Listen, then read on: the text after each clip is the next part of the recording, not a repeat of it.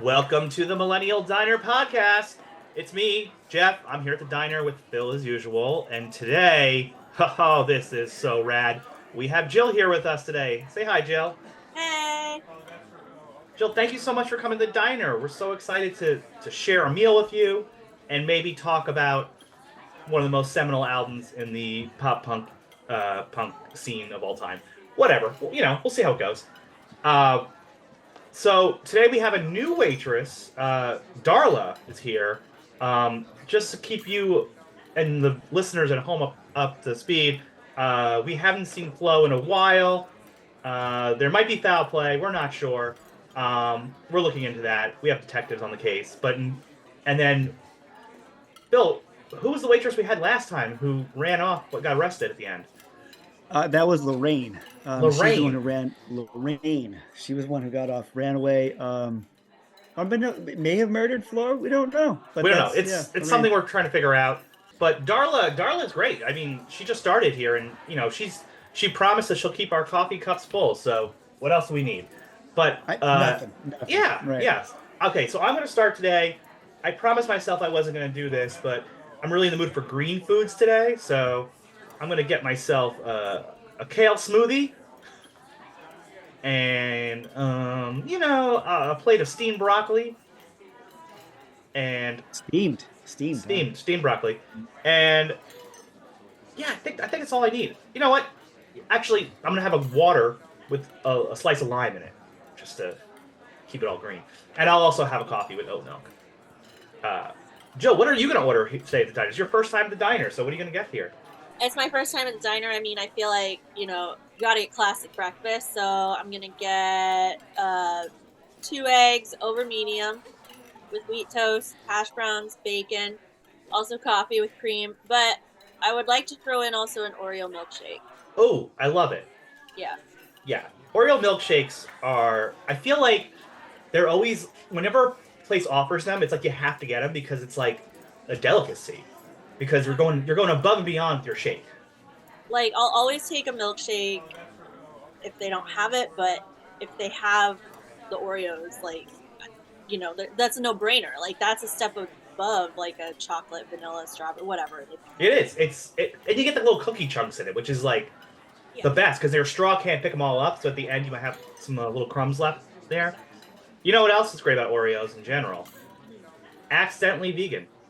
There is no real food in that cookie. So. Plus side to that. Yeah. Yeah. Phil, you real? see. Really? Yeah, Phil, look at the packaging of an Oreo. There is no actual cream in or dairy used to make those.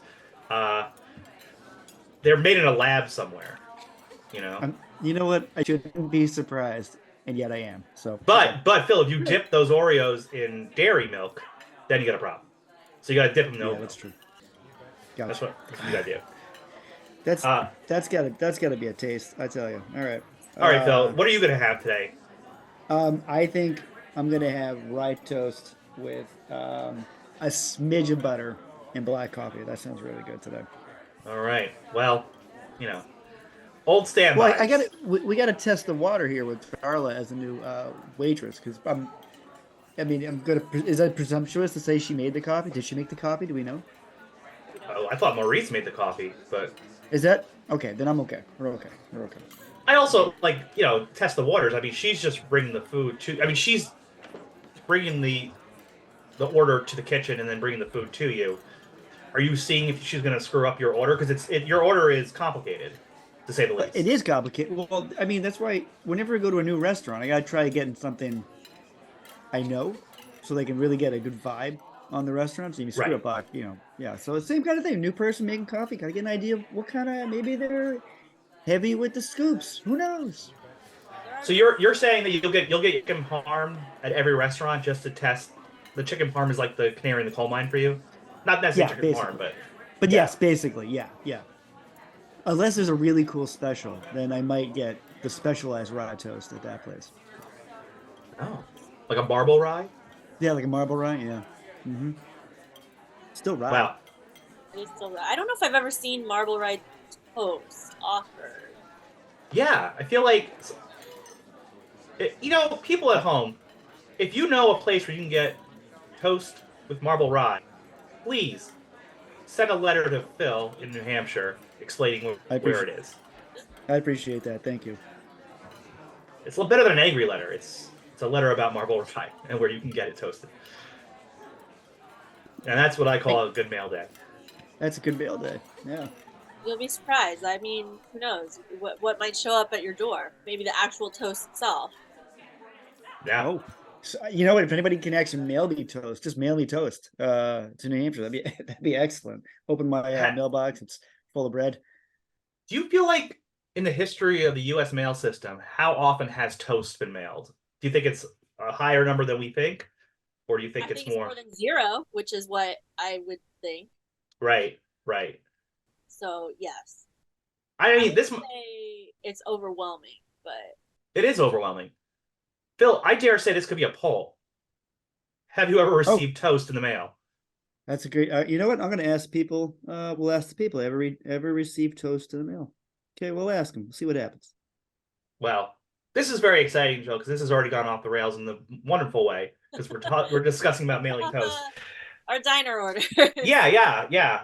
But enough about the postal service and their stance on sending of toasted bread. You're here today to discuss, as we said earlier, just one of the most classic albums there ever was. It's called Dookie by Green Day. It came out in 1994 and kind of changed the face of pop music forever in a lot of ways. And the direction of what pop rock was at that time. But before we get into Green Day and Dookie, we want to know more about what kind of led you to Green Day and just music in general. Like, what's the snapshot of Jill's music taste and how it came to be? Sure. Well, I grew up in the Midwest in like a pretty typical Midwest household, which is to say like conservative, not outside the box, not that exciting. I would say my exposure to music came mostly through what my parents listened to, which was mostly like oldies. Like I have distinct memories of like we're always doing the chores on the weekend and my mom's like cleaning, doing dishes, blasting the radio. It's all 60s. It's all like Motown, maybe some 70s in there. I would not say anything past the 80s. Like that's just my parents. Like they're the type that are like, let's sit down and listen to this classical music. My mom's a music teacher, so I grew up with a lot of music, but she trained in classical music. So I'd say, that's mostly what I grew up with. And also Midwest Bible Belt, we were going to church every Sunday. So a lot of church music, like not cool stuff, like this is not the stuff you want to like go to school and be like, have you heard this like sick song? Right. Bad at all. This is your church music is what's in your Discman. Yeah. Yeah. Yeah, I was like my church music and like my Disney music. So, I felt like I was like really uncool. I mean, I was uncool. Like I felt really behind a lot of like other kids at school. So I would say like, yeah, most of my experience with like pop or like all contemporary rock, anything came through what my friends were listening to and what I could hear at school. Like, I mean, we weren't driving yet. We didn't have our cars. So it wasn't like anything that we could listen to the radio even. It's just like what we'd pick up either with each other or with our like friends, brothers and sisters when we're, hanging out after school. So I felt like it was kind of this big gap between like me and my friends where either you were like in the know about what people were listening to or you weren't. And it just felt like it was sort of this like major bridge to coolness. Yeah. And so I definitely felt for a long time that I was out of touch with what was really like people were listening to. Like, I mean, my first concert I went to was probably some like Christian rock concert, whatever. Right. I distinctly remember that my first like real concert, like rock concert, was I went to Green Day. Oh, okay. So, yeah, I was like, I want to say it was like I think my sophomore year of college. Yeah. And which album was that with? What tour were they on? They were on American Idiot. Okay, yeah. So there's two. I feel like with Green Day, there are 2 points of entry, massive points of entry. Not to just other albums got people in too, but like Dookie and American Idiot are like 10 years apart, and I don't know. We've talked about it before. I don't know any other bands who had kind of like this moment where like the masses jumped on them. Had it done twice like this. So there's like Right. 2 generations of Green Day fans, depending on which album kind of like broke for them. Yeah, I think it's massive in terms of even like their tour that they're gonna do this year. Not only are they gonna play Saviors, they said they're gonna play Dookie and American Idiot like in their entirety. Yeah, they're pulling a Swift here, and they're going to give us a 3-hour show, is what it sounds like to me. Yeah, Exactly. that entire show is me like 6 hours long with everybody on it. Yeah. Yeah. Oh yeah, that's the other thing too. They're playing these albums, but also their openers are the Smashing Pumpkins and Rancid and the Linda Lindas. It's like a festival. It's wild. It basically is. I mean, it's gonna be, I mean, because Rancid's gonna play for like an hour. Smashing They have Pumpkins to, will play for at right? least an hour. At Yeah, and least, then yeah, at least an hour for because they in their own right are headliner bands. So right. you've Yeah. got what you have an hour to like an hour and a half. Probably Green Day's probably what 2 hours with the I know. two. I think they're going to be more. I think they're going to be close to 3 hours. Probably yeah. They're So going to you're do looking Bruce at Springsteen, Taylor Swift numbers. so all in all, you're looking at like a 6 hour a day. That's a long time. That's a long time. It's like I need to see what time they're saying like the first set is because I feel like a lot of venues, like a lot of stadiums, say you have to be out at midnight. So like if Yeah, they set first, if they set like Linda Linda's at like 6 p.m., right. no, it's like a 6 hour show. Well, Somehow, sorry. Go ahead. no, that's right. I was gonna say like if they set them at like 8 p.m., they're condensing it. But I think like Dookie's a lot shorter of an album than you think it is. You listen to it in its entirety, and it's only like 40 minutes. Yeah, it is, and it's Right. a shorter album. But what you were saying is they're doing a stadium tour for this, and they did a stadium tour a few years ago with Fall Out Boy and Weezer. So also big bands as well. So very similar kind of vibe. And I remember I went to the Dodger Stadium stop of that, and I could not get there in time to see all of Weezer. Like I was parking and Weezer was playing, and I left early. Like that's how early Weezer was on. So I Wow. imagine it's going to be a similar thing. Like Rancid might be on at like 6:30. The Linda Yeah. Lindens might be on at like 5:30. It's like it could be like that. Right. Who knows? We'll know more when the tour comes. But yeah, it's nothing like being in the parking lot and being like and hearing my name is Jonah, and you're like no, Like running. Like, yeah.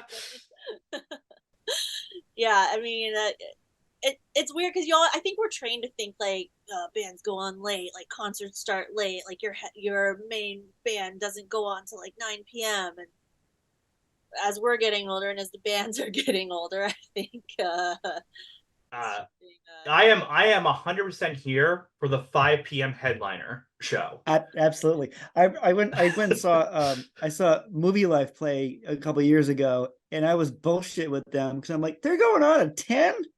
Like, I don't know, guys. I got to get the train home. Like, I had to go down to Boston. Like, I was like, I don't know when, I'm not gonna lie. I left. They were on the encore, and I'm like, all right, I know what they're playing. I gotta go because I gotta get the train to the parking to get to the train station so I can leave on time.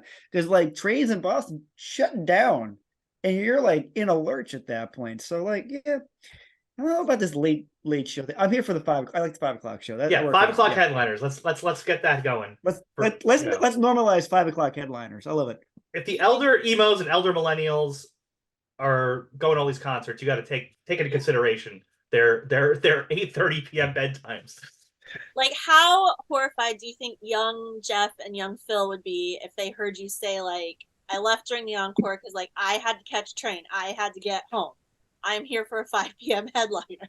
Well, it's funny you say that because for us, because we were both from Long Island originally, so when we were going to shows when we were babies, we'd have to go into Manhattan from Long Island, and there was a cutoff on the trains back to Long Island. If you missed like an 11:30 p.m. train, the next one wasn't until like 1:45.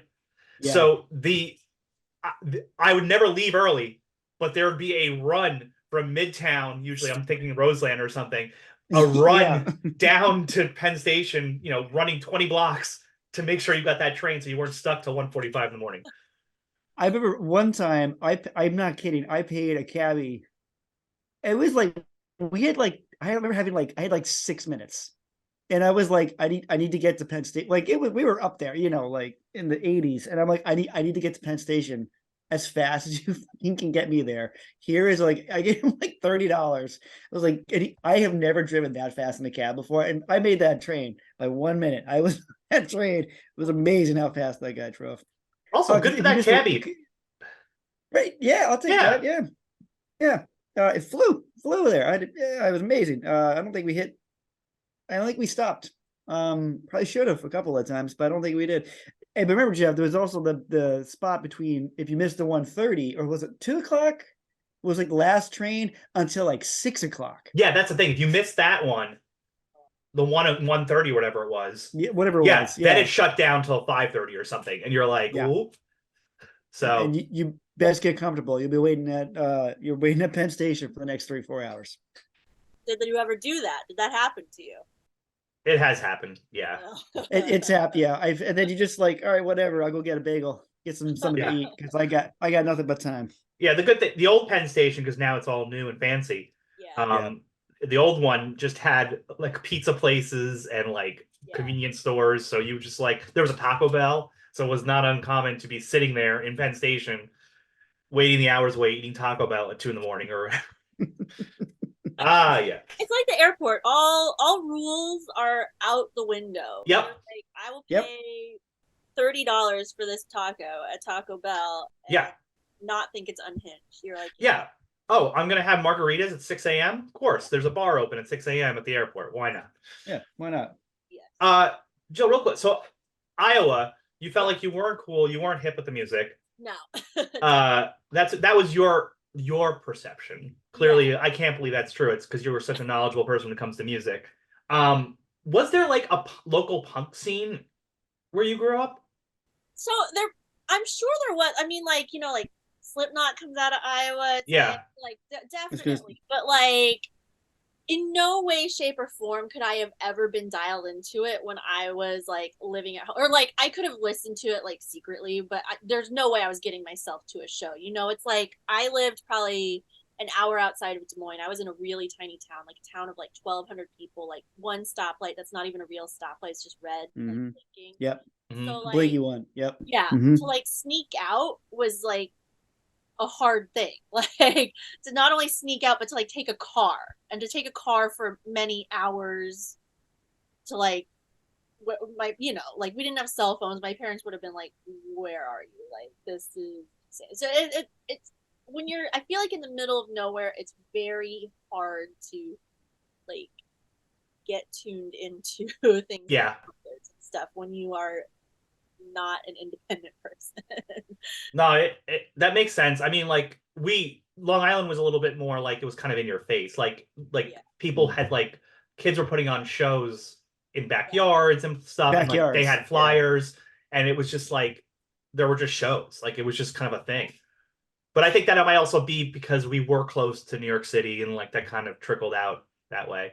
I was trying to think if there's anyone I knew in school that was even in a band. Like, did anyone play instruments? And I feel like no one did. Like, the Midwest is like, this pot of homogeny. Like, you want to be like everyone else. You don't want to be cool or like or subversive or like different in any way. And I feel like, strangely enough, I was in this weird pocket that like playing music wasn't cool. And I think it's because people associate it with like I said, like church or like school music, things that weren't fun. Like, I don't remember anybody like taking guitar lessons or having a guitar, or like, having a drum kit if they weren't in band, and then they didn't have like a cool setup. No one had like amps or anything. Like, I don't remember any sort of like backyard band.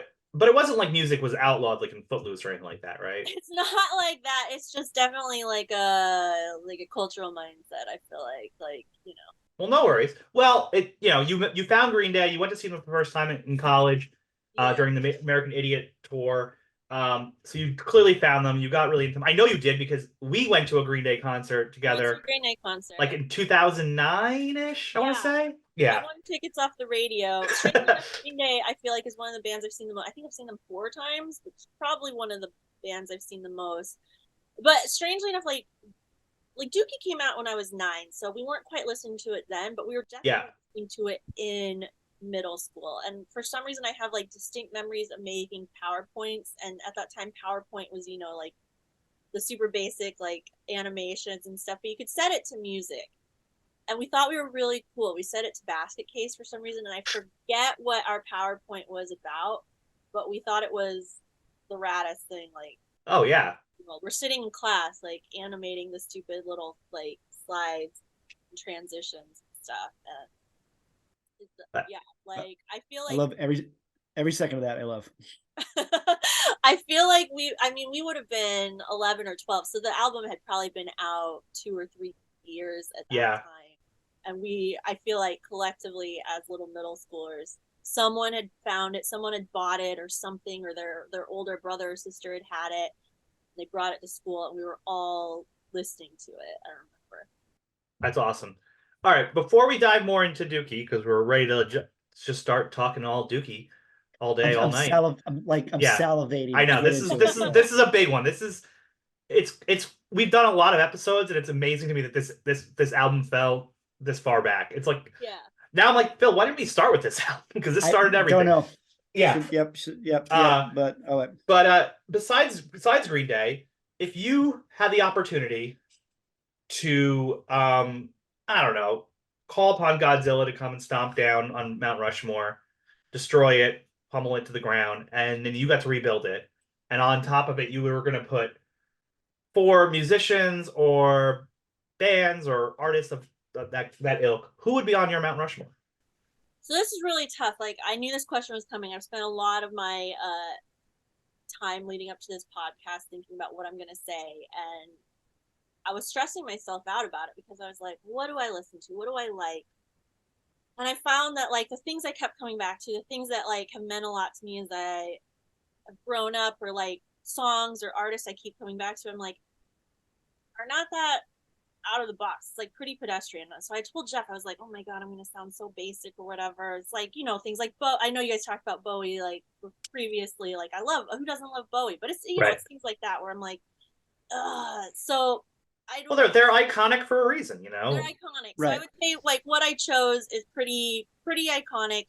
I would put Aretha Franklin on there because, like I said, my history with music was what I grew up with. Like my mom, and like I loved singing. Like for me, I hated being in band, but I loved singing. So when I was like listening to music, I would gravitate towards like female vocalists, like female musicians, like things that I was like, man, I wish I could perform like that. So like Aretha, I love it. Also like Queen of Soul, like everything she sings. Like you think about the heart of music, like emo, indie, anything. It's like it's getting at what are people gonna feel. And so for me, like listening to her, I'm always like deep. Like I feel very connected to what she's performing, what she's saying. So like for her, I would choose like I think Natural Woman, like who doesn't love like Respect, things like that. That would be my first one. My second one would be Rolling Stones. Let It Be. It's one of my favorite albums ever of all time. Give Me Shelter. I like I've always loved the cover of that one. Yeah, the cake. Yeah. The cake is like for some reason I'm like it's one of those, I think, you know, it's iconic. You can see it from far across the room and you're like, oh, I know. Okay, I know what they're gonna play.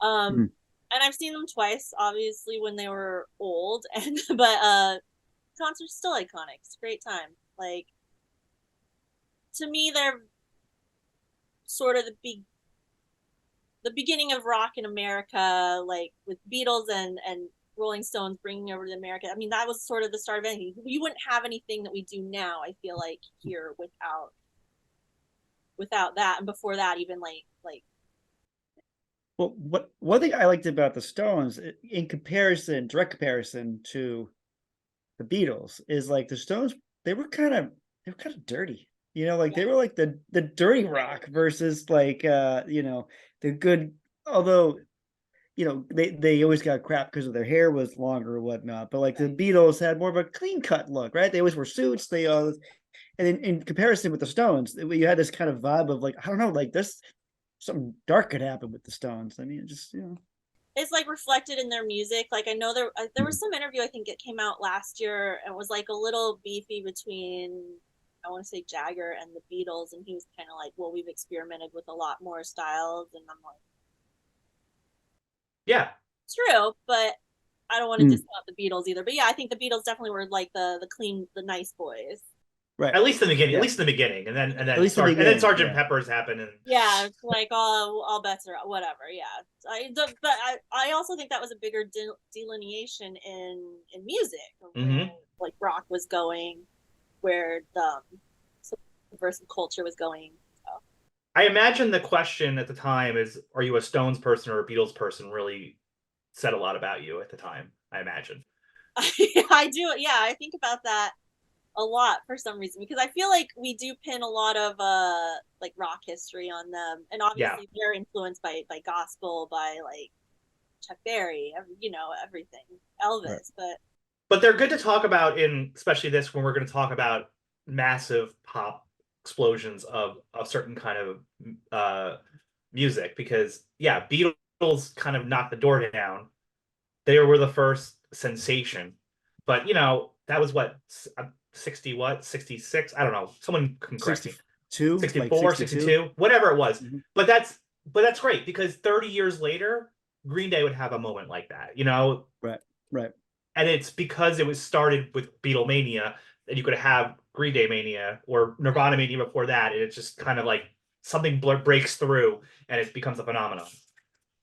And it's weird to see where we've come from there because I wanted to get into this later, but like how I viewed Dookie when I listened to it as obviously like an 11-year-old, 12-year-old, I thought it was so edgy, so Mm-hmm. cool. And you listen to it now and you're like, it feels real tame. Like, Oh yeah, yeah. real pop, real mild. Like when I was re-listening to the album, I was like, is this wow? Everything about it, the way it washes over you, the way like from the first sounds of it, it's definitely not the same feeling I had when I listened to it the first time, obviously. No, I agree, and it's funny. Like I even we'll get into it more. Like when I listen to it now, I'm like, oh, they're more of an influence on emo than I realized because their songs are kind of romantic, sad, sometimes pop songs, and Mm-hmm. that's basically where emo became. So it's like they're not that far. They're not so different than Fall Out Boy. You know what I mean? Like, and then anyway. Right. So who else is on your list? We So got I guess that was kind of a good segue in because the last two on my list I feel like are rock pop but very emotional, like very like romantic, and it's Fleetwood Mac / Stevie Nicks. Like I just recently saw this video of them doing a Silver Spring live, which I love Silver Spring in general, but like yeah, painful to watch Stevie and Lindsey Buckingham have to perform it, and like the intense look he's giving her, but also like the lyrics of it where she's like, time cast a spell on you and you'll never get away from the sounds of the woman that loved you. It's like so torture. It's like the fact that she wrote this after they broke up and now he's had to perform it for many years post that, like painful. yeah. I mean, Fleetwood Mac is a band that's rife with just like Oh yeah. But Right. but it comes out in the music, and that's what makes the song so incredible. yeah, It's like they're very honest, and there's a lot there. And you feel it. You feel it on all those songs. I think that like yeah, even Stevie's like her solo career, I feel that too. I think like she's great at evoking images like this personality, this sort of like her white witch, black magic woman kind of thing. So Yeah. I feel like even if that's not you, it's so colorful that you get drawn in by something. And it's usually I feel like the lyrics, like the emotions, what you're feeling, like that conflict, that pain, that longing. Absolutely.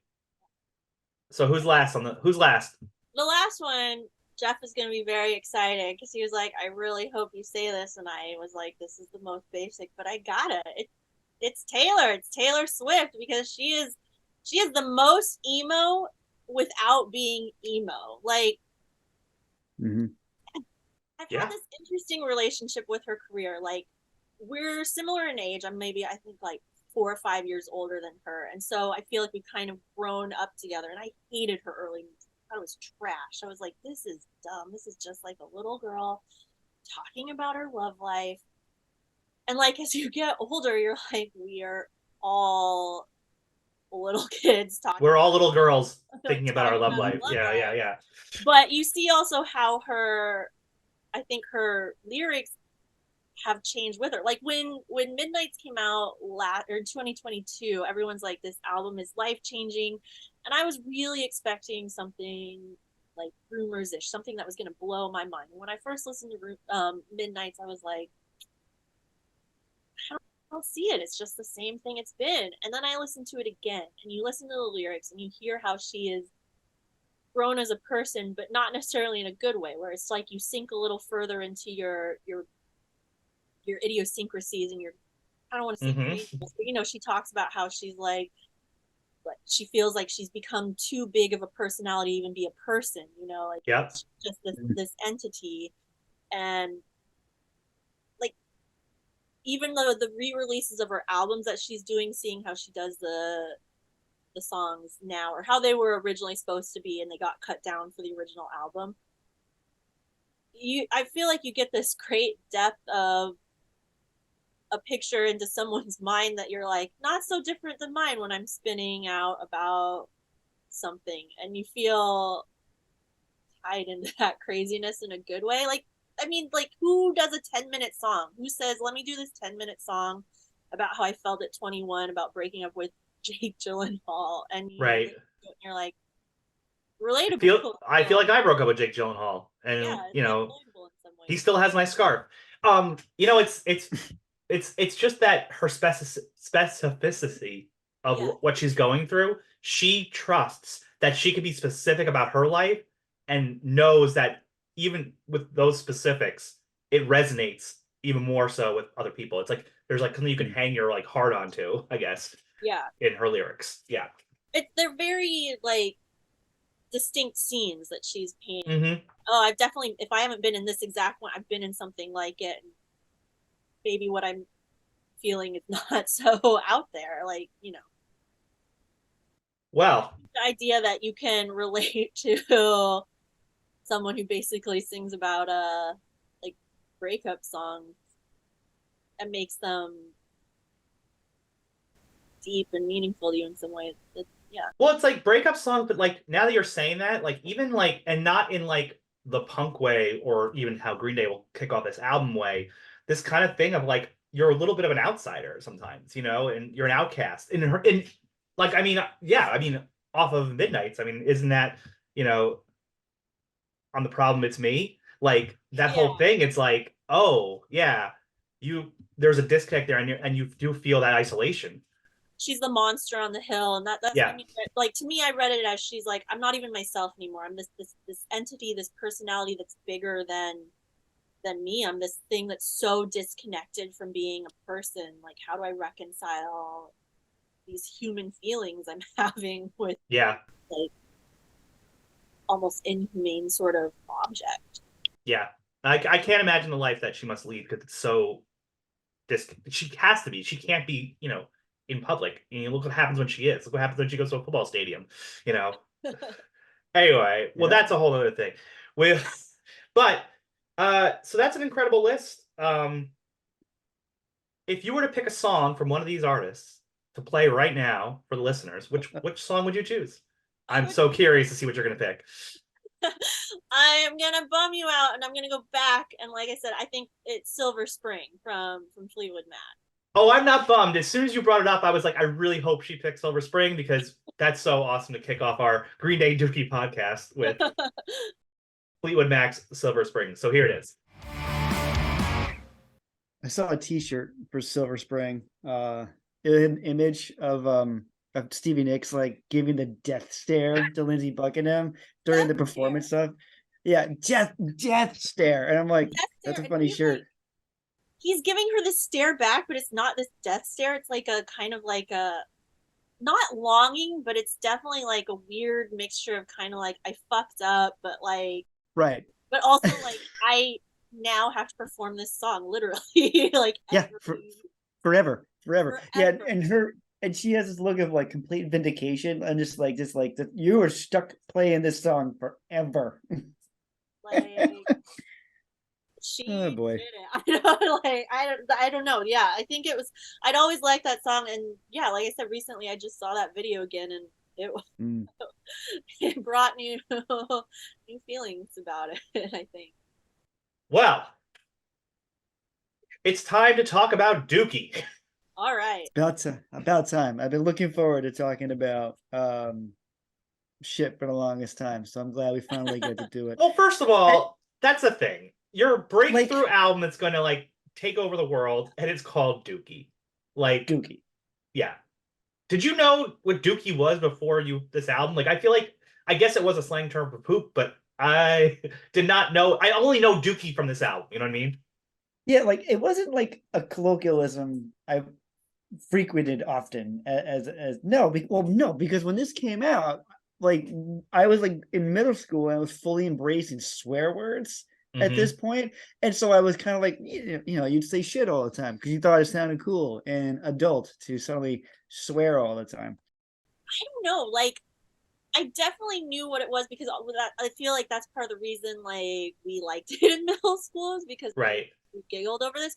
But maybe we learned it concurrently. I can't remember, but I it's definitely not something I would have used or heard before this album. Well, it's the middle. We were all bringing up middle school, and it's funny because the cover of this album looks like it was made for middle school kids, Yeah. right? Like Right? it looks like an elaborate drawing you do in the back of your notebook when you don't want to listen in class. Like you have dogs and fighter pilots dropping Dookie bombs. You have monkeys with Dookie in their hand, wondering if they should throw it. You have actual Dookie on the bottom. You have what looks like an atomic bomb explosion. uh, you My favorite character ever was the pumpkin guy. the pumpkin, Like the pumpkin guy. Yeah, yeah, he's like trying to stab something or something. It's just, you're right. It looks like every character you ever drew in the back of your notebook. And you threw them all together on one page to make this comical dog in a plane dropping dookie bombs, and it's an explosion, and then poof, Green Day comes out of it. yeah. I mean, it's an iconic cover. I mean, Yeah, but it looks like it's drawn in the back of a notebook. Yeah, I love it. It's definitely like it's funny because it's not their first album. It's definitely but for me, obviously, this was the first time I took notice of them. I feel like probably for a lot of people, the first time they noticed them. So it does feel like the album cover is significant in that way. Maybe like Well, it's also so stark difference from the last one because Kerplunk is a very simple cover, right? It's right. mostly white background. It's that really cool drawing of that girl with like the gun, right, and her Yeah, flower shirt. I always said it was a plant shirt, but yeah, Plant, yeah, flower, yeah, the plant, whatever, whatever it yeah. is. But yeah, And she's got kind of like a smirk on her face, but she's kind of a simple, kind of comic booky drawing of her. But that's it. It's like a white, mostly white. And then this one comes out. So if you were a Green Day fan, you're like, whoa, this is a very different. This is a lot. This is a very busy cover comparatively. who had it as a T-shirt? no. I did, Phil, and I'm glad you brought it up because I I remember I'd gotten it and I got it over the summer. And Yeah, this Green Day for me is like the first band that was like, oh, this is my band. The first time right. I felt ownership. I'm like, and it was this album. I started listening to this album. And like at that point, if I listened to albums, I would listen to like the singles and that's it. What was on the radio or MTV or whatever. Or what was, was the popular song. But this one, I actually listened to the whole thing. And I'm like, oh, this is my band. And I actually never had a band t-shirt before. And I guess I was at the mall and my mom said I could like get some new school clothes or whatever. And they had a Green Day. It was a green shirt, The the green Green one. Yeah. Day, and it Mm-hmm. had the Dookie logo on the back. So it's a Green Day in the front with the poop, and then the back is a Dookie. And I was so proud of this shirt because I felt like I had my identity finally. Mm. And as when you are in middle school, you get on the bus proud that you have your identity, and the first thing happens is some kids make fun of me for saying like, "Oh, I look at her. She thinks he's cool because he's got a Green Day shirt." And I'm like, "I do think I'm cool," you know. But That's interesting that they thought they were like cooler than Green Day, that they were like beyond. yeah. Well, I think I always took it was like they knew it was cool, and they were seeing somebody who they had decided in elementary school was not cool, and they're like, "Oh, look who's trying to be cool." It's like, what do you mean I'm trying to be cool? I just like this. Which I think about. I still think about that when I go to see Green Day. Say like I saw them last year, or I see them later this year on this tour. I'm like, none of those kids are probably listening to Green Day anymore We're because they're we're not still kids. here. Yeah, we're still here. Yeah. We're still here. That's the thing. Um, this album came out originally February 1st, 1994 on Reprise Records, Warner Brothers. It's their major label debut. It was recorded in 93 at Fantasy Studios in Berkeley, California. Um, produced by Green Day and Rob Cavallo, who The legendary legendary Cavallo. Rob Cavallo. We've actually covered multiple albums that he's produced already. Yep. He would go on to do from this. He'd do "Dear You" by Jawbreaker, which we covered. He did "The Black Parade" by My Chemical Yep. Romance. He did "American Idiot." And as of recording this, Green Day has just released a new album, "Saviors," and he produced that one as well. So he is the guy who had the Green Day magic and found it and made it happen.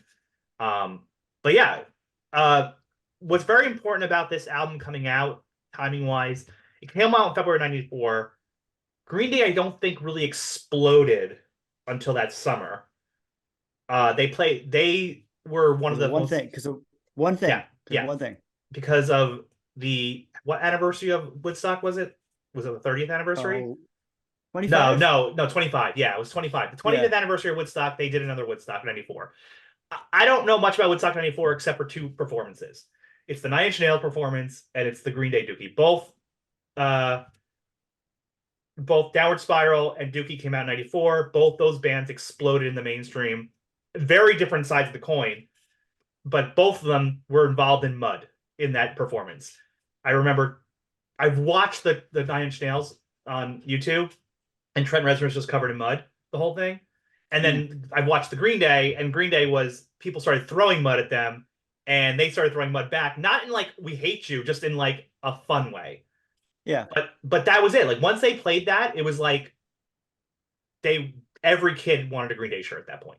It marks, like, obviously you said it was their first major label debut. I think that going back to talking about the album cover, how different this one seemed, how like even personality wise they just seem different. Obviously it's that I think due to that, which obviously brought with it like better PR, everything. So it was primed for exploding at Woodstock.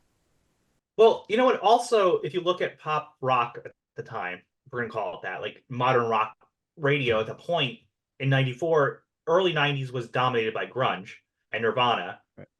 Nirvana, which you know, I always thought of it because they were marketed as grunge, but like now when I listen to Nirvana, I'm like, no, this is a punk band. This is the first punk band. Well, not the first punk band, the first huge punk band, I should say, that break through. But they were a little bit more I don't know, like I guess grungier, right? It wasn't as poppy. It was pop, but it was Right. not as it felt grimy. It did, comparatively. I always thought it was weird, and like again, sucks that he died, but you know, Kurt Cobain passes away in '94. Kind of it in a almost like I don't know, metaphoric way, ending the grunge era, leaving a vacuum, and it makes so much sense to me that the reaction would be to go poppier and hookier off that. And Green Day was like the perfect band for that because they kind of sound like Nirvana in like the guitar rock way, Yep. the Yep. punky way, but they are a pop band and they are polished and they have hooks. And it's like, this is the bridge to the new era. And I think so. I think you're right because nature hates a vacuum, and Kurt Cobain dying, grunge kind of tapering off, created that vacuum, and someone was going to fill it. And I love that it's pop punk that basically is what does it. And Green Day, you're right, Jeff. It's the perfect band to do it because I think what the vibe got really dark after Kurt Cobain died, and it's like you needed something kind of fun sounding, and then enter pop punk that, regardless of lyrics, pop punk sounds fun. Right. Like, you could talk about really dark stuff in a pop punk song, and you're like, you have no idea. Like, look at any Newfound Glory song. I mean, it's just kind of a darker stuff, but the tune is always kind of upbeat. Same thing with Green Day. kind of, particularly a lot of the songs of this one, there's some questioning, like, oh, that's kind of a serious topic we're going to talk about, but it's going to be done in an upbeat fashion. I mean, there's at least 3 songs that deal with kind of darker tones. Yeah. And yet they're very like, oh, this is kind of upbeat. So much so you don't even pick up on it, how dark some of the songs are. Because they are. There are some dark stuff on here. Like very existential in ways that you like if you're not really listening to it, which obviously I think when I was first listening to the album when I was a kid, like you're not listening to that. You just think it sounds like fun and cool. And I think that's kind of like the cool thing about music that you find you still like 30 years later is obviously you're experiencing it different than you did when you first liked it. Like you first liked it for different reasons. First liked it for its sound maybe. And then as you get older, you're like, oh, I like it because it's talking about all these deep things that people deal with, people feel, and in a way that's enjoyable to listen to still. We should take a look at this album, I think. Speaking of something different, Burnout is the opening track in this album. I don't think I really understood the lyrics for years on what Burnout was about. And then later, like in my 20s, I was like, oh, this is like an anthem for being apathetic. And like, basically. Yeah. And like, that's how they kick it off, right? It's like apathy. I'm just apathetic toward the entire world. It's got some of my favorite, like, I like you, Jeff. I used to just listen to this song and be like, kind of bad. I love the opening, the drum beat, the right at the front. You kind of get hooked and sucked into it, and you're like, oh, this is really cool. And I love it. And I would sing along with the words, and I never really got it. Which because was I 13 when this? Yeah, 13ish when this came out. And actually, that's a vibe coming up later that I'm like, oh, that's what this song's about. Like I got that was way later when I was like, oh. And I just the Burnout, it's kind of like you just kind of burn down. Line though, like I'm done with emotions. They're just getting thrown away. And like I think that's the gist of the song. Yeah. I'll live inside this mental cave, throw my emotions in the grave. Like, I mean, again, are we starting off really emo here? Like, right? You're fed up with this, right? Yeah. I'm not growing up. I'm just burning out. That line in the chorus is like, oh, it's such a bummer because it's so much like childhood is over. There's no more wonder left. Everything kind of sucks. It's also like you can read it as also a little childish. Like it's something like a kid would say when they're like having a bit of a temper tantrum when you're like, I don't want to do this anymore. Like the world is so hard. Like you haven't encountered really how hard the world is. So it seems a little like juvenile too in a way, but it's like juvenile it's like what a juvenile thinks an adult sounds like. Yes. Kind of thing, right? It's such a middle school attitude because like everything in middle school is like big, right? Big, how it affects you is always big. It's always big feelings, big emotions, always big. We've talked about it a bunch of times. The Saves the Day episode really is what pops up in my head. Like everything's big and over the top and kind of melodramatic. And that's totally what this. But I remember listening to this and being like, yeah, I too feel like I have gotten really old and I'm already going to burn out at 13. It's ridiculous to think that way, but I love how over the top it is. Well, over the top and big feelings for middle school, but I mean, can everyone admit that they felt this way on days, even now, well into our early 20s that we are all in, right? Yeah, definitely. Oh, right. Definitely Absolutely. in our early 20s. No. But like, more into like a sense of nihilism that like nothing matters. I think the Burnout looks a little different, feels a little different, but yeah, it's still like this idea that like even the term burnout has a different connotation when you're an adult. Like burnout is not a thing you realize. Burnout at this point, I'm thinking it's like a pothead or something, and just like, I don't know, whatever, I'm gonna get stoned. But now we burn out from our careers, we burn out from our relationships, we burn out from life. Like it used to be, I think, like you said, like burnout was this thing of of like the negative things bringing you down, and now burnout has become this thing where it's like the things that are supposed to be positive for us, or the things that are giving us meaning and joy, are also straining us, burning us out. Hence Feeling why we want to have 5 o'clock headliners. Yeah. Yeah, we're burned out. I'm burned out. I would like Green Day should be starting their full Dookie set at 5 p.m. with Burnout. That's what we need. I feel like if you ask them, they might be like, yeah, we feel that really hardcore. Like we would also like to be going on at 5 p.m. Yeah, because they're like in their 50s now. Like it's yeah. But we're not ageist here. They can rock out hard. My hope is Green Day will be playing well into their 90s and 100s. But we're not there yet. But what we are at is this is the opening track. It's a banger of an opening track. It really sets the stage for the entire album. I think it's awesome. Phil, stop trying to stop me from playing Burnout. It's not going to happen. I'm sorry. That's all right. Here is Burnout, the first track on Green Day's Dookie. We are back. We are having a blast on this podcast, which is great because track 2 is called Having a Blast. Very convenient. That's super convenient. Yeah, what's this song about, Phil? Well, this is what I was saying earlier. I'm like, wow, there's some dark songs on here with like some hooky stuff, and you're like, this is a song I was listening earlier that I didn't think anything of the lyrics, didn't think what it was about, and now I'm like, oh, this is a big song about. I'm assuming this character is not actually going to kill anybody. It's just a fantasy about killing people, because then I wouldn't be on board with such a song.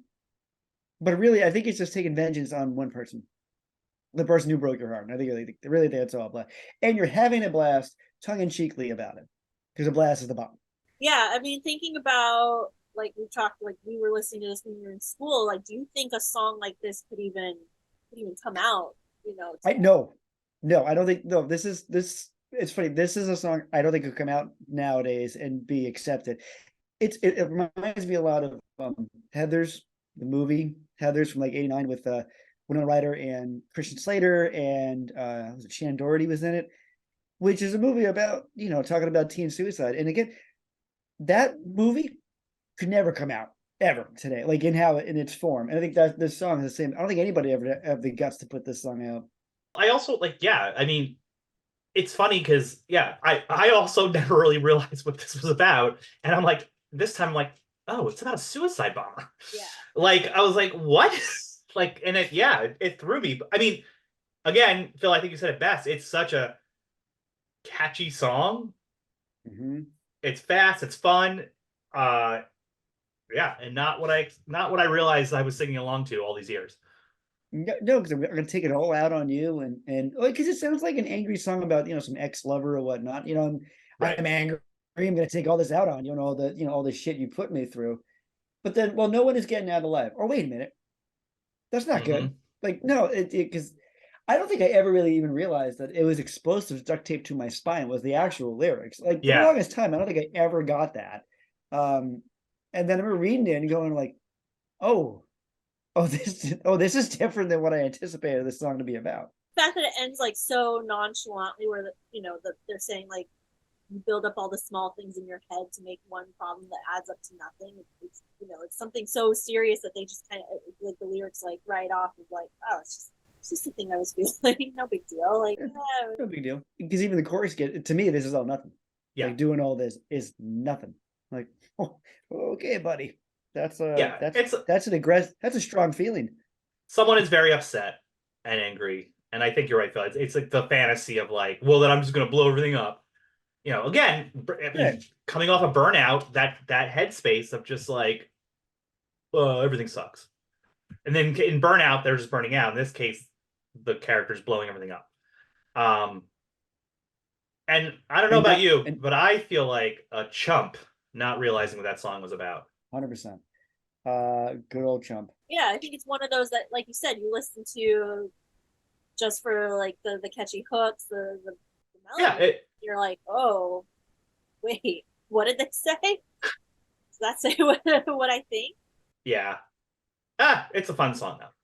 And Chump is also fun. This is a third track. This is I I always love this one. This is like, I feel like it's the song before the first single on the album. So I think when it came out, I was like excited for the radio singles because that's how I like, and MTV is how I discovered Green Day. But like, this is like I think I remember this being one of the first songs. I'm like, oh, I like this song. It's not even on the radio or on MTV. No, it's not. And I like this song, well, for a couple of reasons now. One, when I was a kid, I just liked the way, because it. I don't know. You talk about a person like you don't really even really know. You're like, he even says it, like, I don't know you, but I think I hate you. I'm like, oh, presumptuous. I mean, but then again, I kind of felt that way because I look at somebody like, hate him.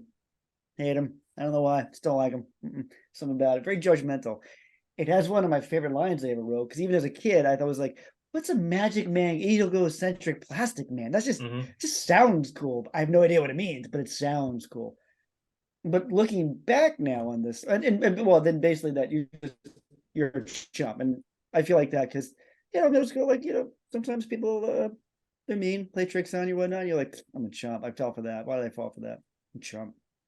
But now, this is actually the song I think that shows them they're ready to be a big band because of the jam part at the end. Yeah, I agree. I think the song kind of veers away from your standard punk song at the end, which you're not expecting. And then, yeah, you're showing where they're going. I also think that thinking about the headspace of the protagonists or in the other two songs, this chorus of, well, maybe it's just jealousy mixing up with a violent mind. Right. So, which is kind of calling back to the violent mind of the protagonist in the previous song having a blast. And it's just kind of like jealousy is like a negative emotion that maybe that's what someone's burning out on. I don't know. I'm finding these connections here. I feel like this one was, if you look at it as a response to the previous songs having a blast, like it's kind of maybe them talking themselves off the ledge, where it's like, okay, maybe it's just in my head. This is just what I'm feeling right now, and their unfounded feelings, like trying to reason almost. I feel like. Well, now you say that, I don't know. I mean, it's like I'm angry and having a blast. I'm really angry. I'm jaded and burnout. I'm angry and having a blast. Here, I'm starting to do some work on myself and realize, oh, maybe I just have jealousy. Maybe it's something else, like a negative emotion. And then the best way to clear one's mind is to go masturbate, I guess, because that's what's going to happen in the next song. I mean, that sounds like a 13-year-old boy. I mean, 13-year-old girl too, Phil. 13-year-old. Yeah, that's fair. That's fair. I have to go from where I came from, my perspective. So I'll say that. But I yes, understand. 13-year-old in general. A 13-year-old in general. It's just it's Jeff. That's a really good point though, for a sequencing point of view, to go from like this. I don't know. I mean, Jill, you used nihilistic earlier, and I think that's a great adjective for the first song. This like apathetic, nihilistic first song to like this kind of angry. Well, forget the It's funny. I used to think instead of FTW was for the win. I didn't think that was what that meant. So for the long, so I used to think it meant fuck the world, and so I used to use that a lot. I'd be like in conversation, like, yeah, FTW, and people would look at me like, what are you talking about? This is what happens when elder emos try to use adjectives that don't or acronyms that don't work with us anymore. But then I like how Trump is kind of like, oh, maybe it's me. I'm the problem. It's me. I'm going to tie back to Taylor Swift. There it is. Yeah. I'm so impressed with that tie back to Taylor Swift, Bill. I think we should play Chump. Here is Chump. We are now here at track 4, the first single. For a lot of MTV's audience, this is their real first exposure to Green Day. This video, right here. Very classic. Mm-hmm. It's the couch video. It's how I always thought of it, because somehow it ends. It's bored on a couch, and it ends up with the couch being destroyed and ripped apart. Like, what'd that couch do, man? Like, what did the couch didn't deserve to? That couch looks so gross. I still think about that. I'm like, ugh, it's not a good couch. But wasn't it the room was like they used to sleep in that room or something? Well, wasn't there something with that on the couch? I forget now. There might be. We were talking about Longview, which starts out with a delightful bass solo. That Mike apparently wrote while high on LSD. Tracks. It tracks. What a bass line. Like, what an opening to a song. I mean, well, okay, well, we have to talk about it in connection with Chump and the transition between the, where like Chump kind of starts playing out a little bit, and then all of a sudden the boom, boom, boom, boom, boom. I can still do that. I still hear it in my head. It's such a great riff which is, I don't think there's a lot of bass riffs, but this is such a great iconic bass riff. Like the Clash, London Calling is a bass riff. Yeah. And I feel like this is definitely a bass riff. You know the song immediately when that starts playing out. And it's nice that Mike gets a moment, to shine. Yeah. It's also, again, we talked a little bit last time. You said the last song, Chump, kind of showed you where they were going. Oh, yeah. This song comes out and it's like, it's a slow, I mean, they're a punk band. They're going on MTV. They're picking their first single, and it starts pretty mellow, like for them. It's vibey. It's vibey. I mean, this was the first. So this was my introduction to. I remember watching this video for the first time, and just being completely like engulfed by it. Where I was like, "Who is this band? What are they doing to this couch? Why does like? Where's the?" But then, like, I love how it goes like kind of quiet with this bass thing, and really not much is happening. And then all of a sudden, the guitar and the drum really kind of come in during the chorus, and it's really loud. And to borrow one of your words, Jeff, bombastic, and it gets in your face, and then you're like, what is this song even about? Oh, that's what the song's about. I don't know when I realized what the song was about. What I will say, thinking about it now, like I feel like it's so clever in that it is a song about masturbation. Yeah. But they don't say masturbation. They don't say they do. They don't. They do. No, they do. Yeah, they say masturbation. Sorry, but they don't like come out and just say like I'm gonna go. It's not like I feel like other punk bands would just be like, and then I went and jerked off. Like something like that. Right. Like what I mean. Like right. You could see that where they actually like use the chorus to show not tell. I guess It's hilarious thinking, well, like because a little bit ago we opened the first song we played were Silver Springs, right? Or Silver Spring, and then you have Lindsey Buckingham who has to sing this song forever, knowing what this song's about, and then you get this, and then I'm gonna cut it over with this song, and like Billy Joe has to sing a song about masturbation for the rest of his life, yeah, forever. Like you can't not play this song. That's got to be weird to think about. To like, I have to play it. He's been doing this song for 30 years. I think it would be interesting if you asked him like, what did he think about it when they wrote it 30 years ago versus what is it like to play now in your 50s.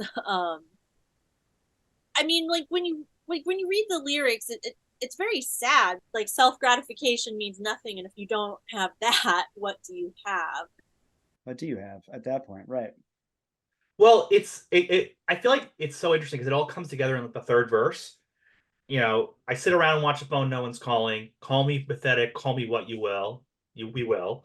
My mother says to get a job, but she don't like the one she's got. When masturbation's lost its fun, you're fucking lonely. Like, yeah, what you're saying, Dilly, it all kind of like falls apart. There's nothing. That is sad. It's just super sad at that point. Like, there's no external gratification from life. There's no like nothing even from yourself. Like it's kind of this really emotional low point of the album. Yeah, and I don't think songs in. Yeah, and I don't think people ever listen to this song and feel bummed out. It doesn't have that, when you see it live and stuff, you're just like you're jumping up and down and like, or even when you hear it, you're like when the chorus kicks in, like you said, Phil, the bombastic chorus, it's like you're headbanging or whatever. It's like, oh, this is a bummer. Yeah. Or like I think even if you take it like even if you're like, oh, it's about masturbation, you think it's like fun song, like especially like when you're kids and you're growing up and you're like, this is a hilarious song, like it's losing everything's going over your head. Absolutely. It's kind of like AC/DC's Big Balls, the song Big Balls, which kind of goes over your head. You don't even realize what they're talking about. You're like, oh, that's funny. I see what you're doing. I get it. I also always found interesting, and this is like a small thing, and again, it's a sequencing thing. Take me away to paradise. The word paradise is in the chorus. And then he's asking to be taken away to paradise. And then the next song is called Welcome to Paradise, track 5, which is actually a re-recorded song off Kerplunk. They decided to update it. I actually prefer this version to the original version. Sometimes it goes the opposite, but for me, I like this version better. Interesting that of all the songs to choose from Kerplunk, that this is the one they wanted to bring out. Glad you brought that up because on Kerplunk, I've always wondered why Christy Road wasn't put on this album. If you're going to take a song, why not Christy Road? I think, correct me if I'm wrong, they just released Yeah. that 30th anniversary like retrospective album, or Yep. just with demos and stuff. And I think Chrissy Road had been demoed for this album. It was demoed, and I don't know, but I keep going like I feel that's the bigger. I feel like it's the bigger hit, but I'm kind of glad it. But I also am kind of glad it doesn't come on this album, and that it stands alone on Kerplunk. Yeah, well, Chrissy Road is also the song that really shows you what Green Day is going to be. Yeah, You know, right. it has that. Yeah, I mean, even 2000 Light Years Away, like I could see that being on here as like a poppy radio cat. But like, Welcome to Paradise did become a. I think it was the last single. At some point, this album had a ton of singles. No, it's second to last. Second to last. Okay. Welcome to It's a big. Paradise is It's a big song. it- Big song for them. again, Welcome to Paradise. There's an irony to the title. Mm-hmm. Paradise is not what you think it is. It's a wasteland that he calls his home. And it's like living in a really crappy, crime-ridden city, right? Right. It's like it's something about your first shitty apartment. Yeah. I mean, basically, yeah. Where he's what is it, 3 weeks? 3 weeks since he left. It's got the place where he's staying is crack streets, broken homes. Some people call it slums, some call it nice, which is ironic because basically the start of the song he sees it as a slum, by the end of the song he sees it as nice. So that's kind of funny like that. It's gonna take you their ways, and it's my home. This is where I live now. I think Yeah. they wrote it like right as they were moving out on Yeah. into their own like warehouses, sort of see if they, what they could become.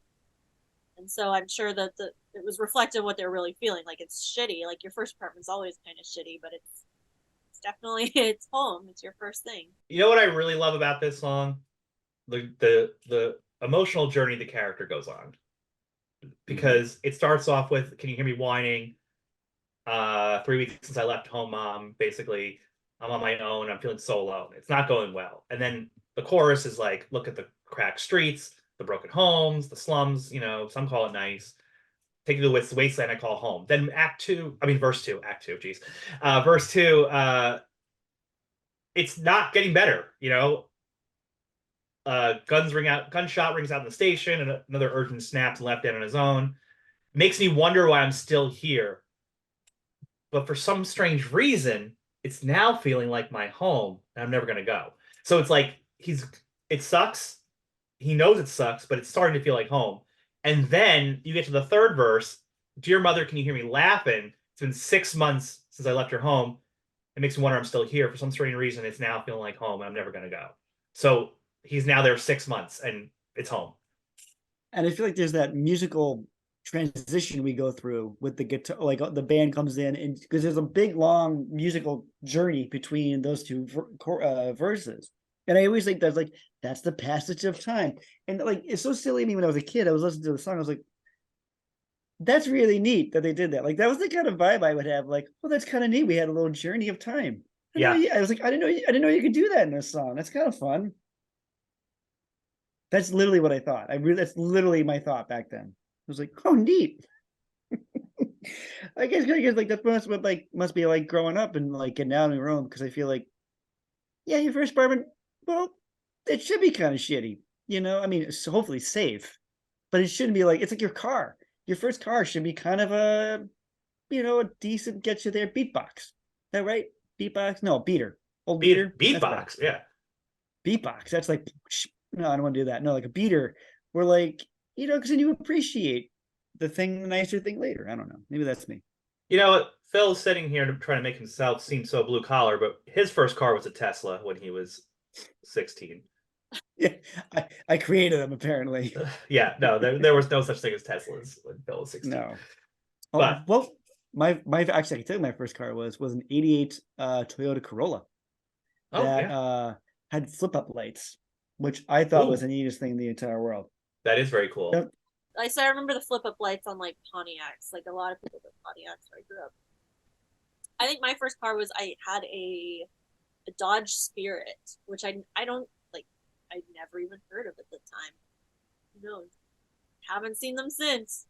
Got me at school, got me around, you know. Hey, my first car doesn't exist anymore. It was a Saturn, Oh a man. teal Saturn, and basically had plastic body parts and panels, and Mhm. only the hood was metal. I don't know. It was a strange situation. I feel like that's what like a lot of the girls in high school drove. They drove either like a Saturn or a Dodge Neon, and Yeah, the little I remember the neon. yeah kind of body Mhm. shape. And they looked so cute, and I was like, oh, those cars. You know, I didn't know anything about cars. I was like, oh, it just looks so cute. yeah. I remember Saturns. I remember the neons. The most specific car I remember from high school was there was a girl who had a purple bug, Mhm. and I was like, that's the one that I remember. I don't even remember who had it. It was some girl with high school with. But a purple bug in the parking lot always stood out to me because I felt like no one's driving a purple bug.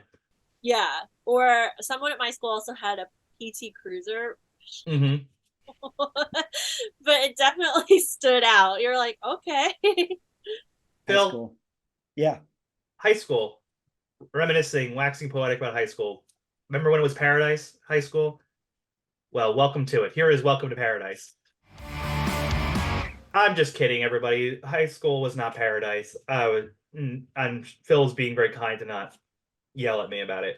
True, because high school is a lot like well, pulling teeth. That seems like what Pulling it's a teeth. little There it bit is. like. Yeah. Yep, there it is. Yep. Track 6, pulling teeth. Talk about a song. I had no idea what it meant when it first came out. And then it was like later on in life, I was like, this is not a healthy relationship. Nope. And it's from a different perspective. It's different. It's who do you think? No, because it goes back to her. She does all of it. So this is like the first time looking back now that I was like, wow, you can have a domestic abuse situation from the perspective of a man. Because I've Mm-hmm. only over at that point only really ever heard of like from perspective of a woman, which I think it was kind of a weird, interesting switch in that storyline.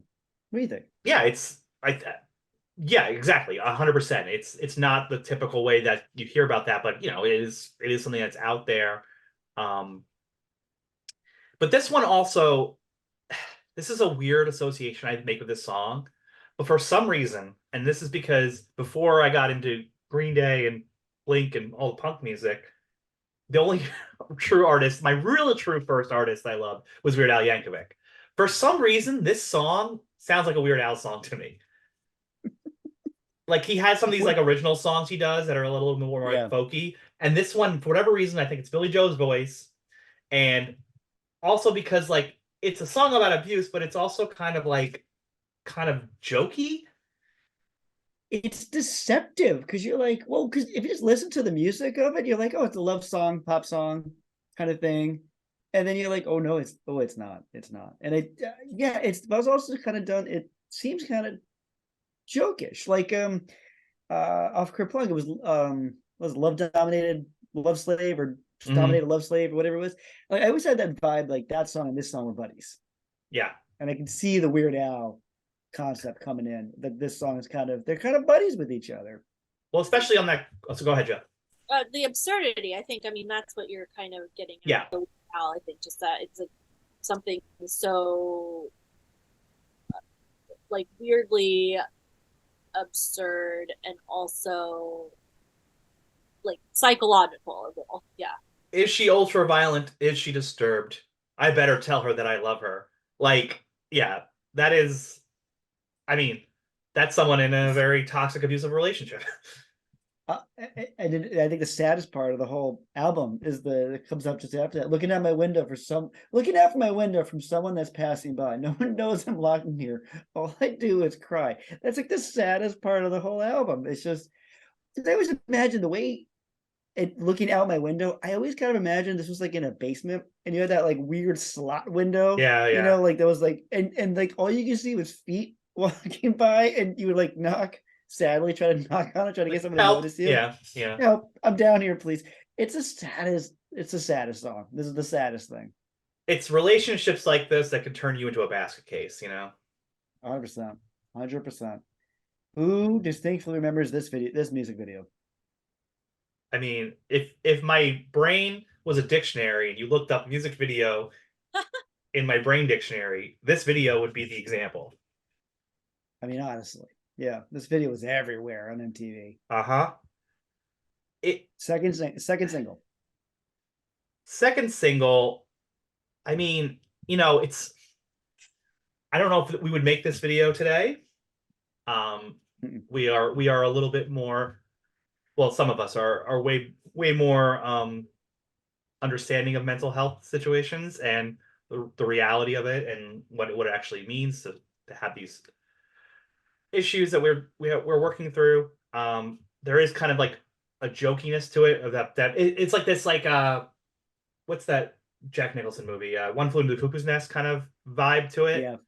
Uh, and but what really blows me away about the video is just the color saturation makes it kind of look both inviting and nightmarish at the same time. Which is very akin to the mindset that the character of the song is, because like at the end, am I just paranoid? Am I just stoned? Like you watch that video, you're like, I don't know, dude. Which one are you? I don't. The masks the other people are wearing, like they're terrifying. My favorite thing is when Trey rolls in, like in the wheelchair, and then goes plays a drum while still in the wheelchair. I always thought that was kind of funny and cool. I mean, it is meant to be terrifying. It's also meant to be evocative and sort of inviting in a way, like that's this great sort of, I think, dichotomy. Like I love like the use of the color, the way it's like it's so in your face in this way that it's repulsing you and also like drawing you in at the same time. Yeah, absolutely. Also I think it's this was huge. This song put it on the map. This is what if you hadn't jumped on when the last video came out or the last single came out, this one is what came out and exploded them. It's still probably like, I mean, I feel like it's like their most popular song. Maybe something like American Idiot is more popular to the masses, but like this song is like, they will play this song at every show since they first started, and they will do it every show. They'll never miss this one. And it's also like about being neurotic and like, neurotic to the bone, no doubt about it. Like this is a pop rock song and it's talking about like, just feeling very uncomfortable. Like I have issues. I have problems, and I'm going to talk about them right now. And I think again, Green Day's kind of always been kind of ahead of the curve with that. Like you'll see that in the next song too. They're again kind of ahead of the curve on talking about something. The last song, kind of ahead of the curve, talking about something. You don't really hear a lot of pop tunes about domestic abuse. Like it's not a common thing that's going to happen. And again, here you have a song about mental issues, or having I guess mental issues, the best way, or having feelings of like, I am not okay. Yeah, I am not okay. Before 10 years before My Chemical Romance will put out I'm Not Okay and just come out and say it. This is where they were in the 90s, I guess, which is like something's wrong and I'm trying to figure out what it is. Because it's not the normal part of the normal conversation to be talking about your mental health issues. I feel like it also, like the undertone of the whole album is it's big feelings, but also underplaying, like downplaying those, saying like really though I'm making a big deal about nothing. Really, it's nothing. Really, I'm fine, which is probably something says something bigger about our elder millennial generation. I think it's very much something that I feel like we say personally. That's a carryover from the Gen X generation. That like what is it? Oh, from Nirvana is never mind, whatever, never mind. That's that's the basic vibe. It kind of is carried over with it. No, I'm totally fine. And it's funny because at this point, like I remember in middle schoolish, that's when the first time I ever heard of like other kids. I say other, what I'm not included, so I should say heard of kids first going on like medication to handle things. And like this stuff, I feel like it's kind of a precursor to that there's, I feel like because the video, they have like all the drugs and the medications and all that, and the mental the disparity with there. And it was again the first time I was like, oh, well, maybe it's okay to talk about these things, because if he's talking about having mental issues, I'm like, I was like, maybe I can too. Yeah, no, Although I didn't know what they were yet. But I know what they are now. But I didn't know what they were then. well, the other thing is the opening two lines of this song. I'm sure we've all had a time to turn to a loved one or friend and be like, "Do you have the time to listen to me whine?"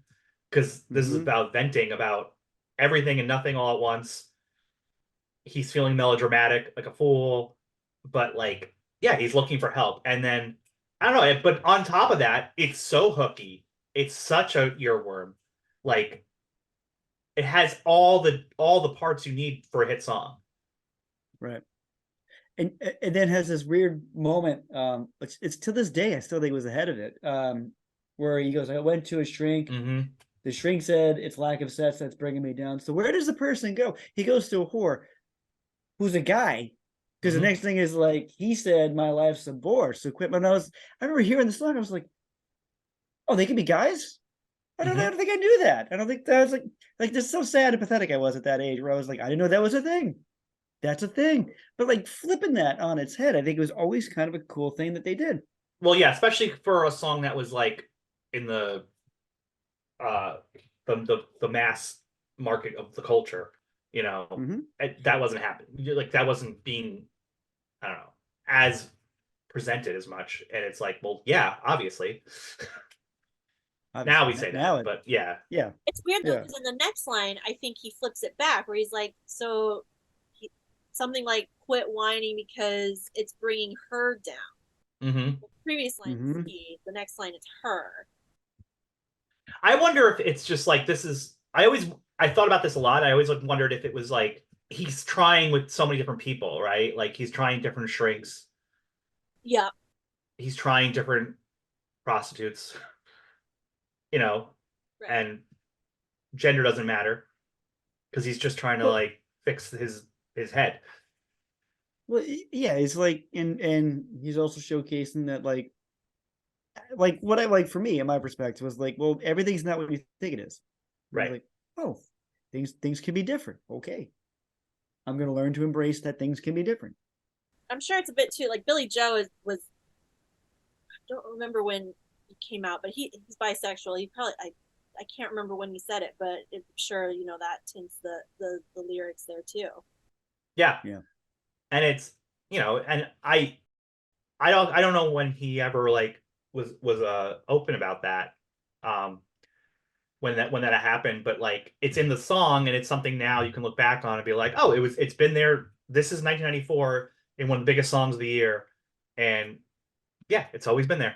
And it's kind of like now where like Green Day has always been Green Day. You know what I mean? Like they've Yeah, always like kind of had this like we're gonna be our authentic selves in a time Right. when like not everybody was doing that. So I think it's funny now.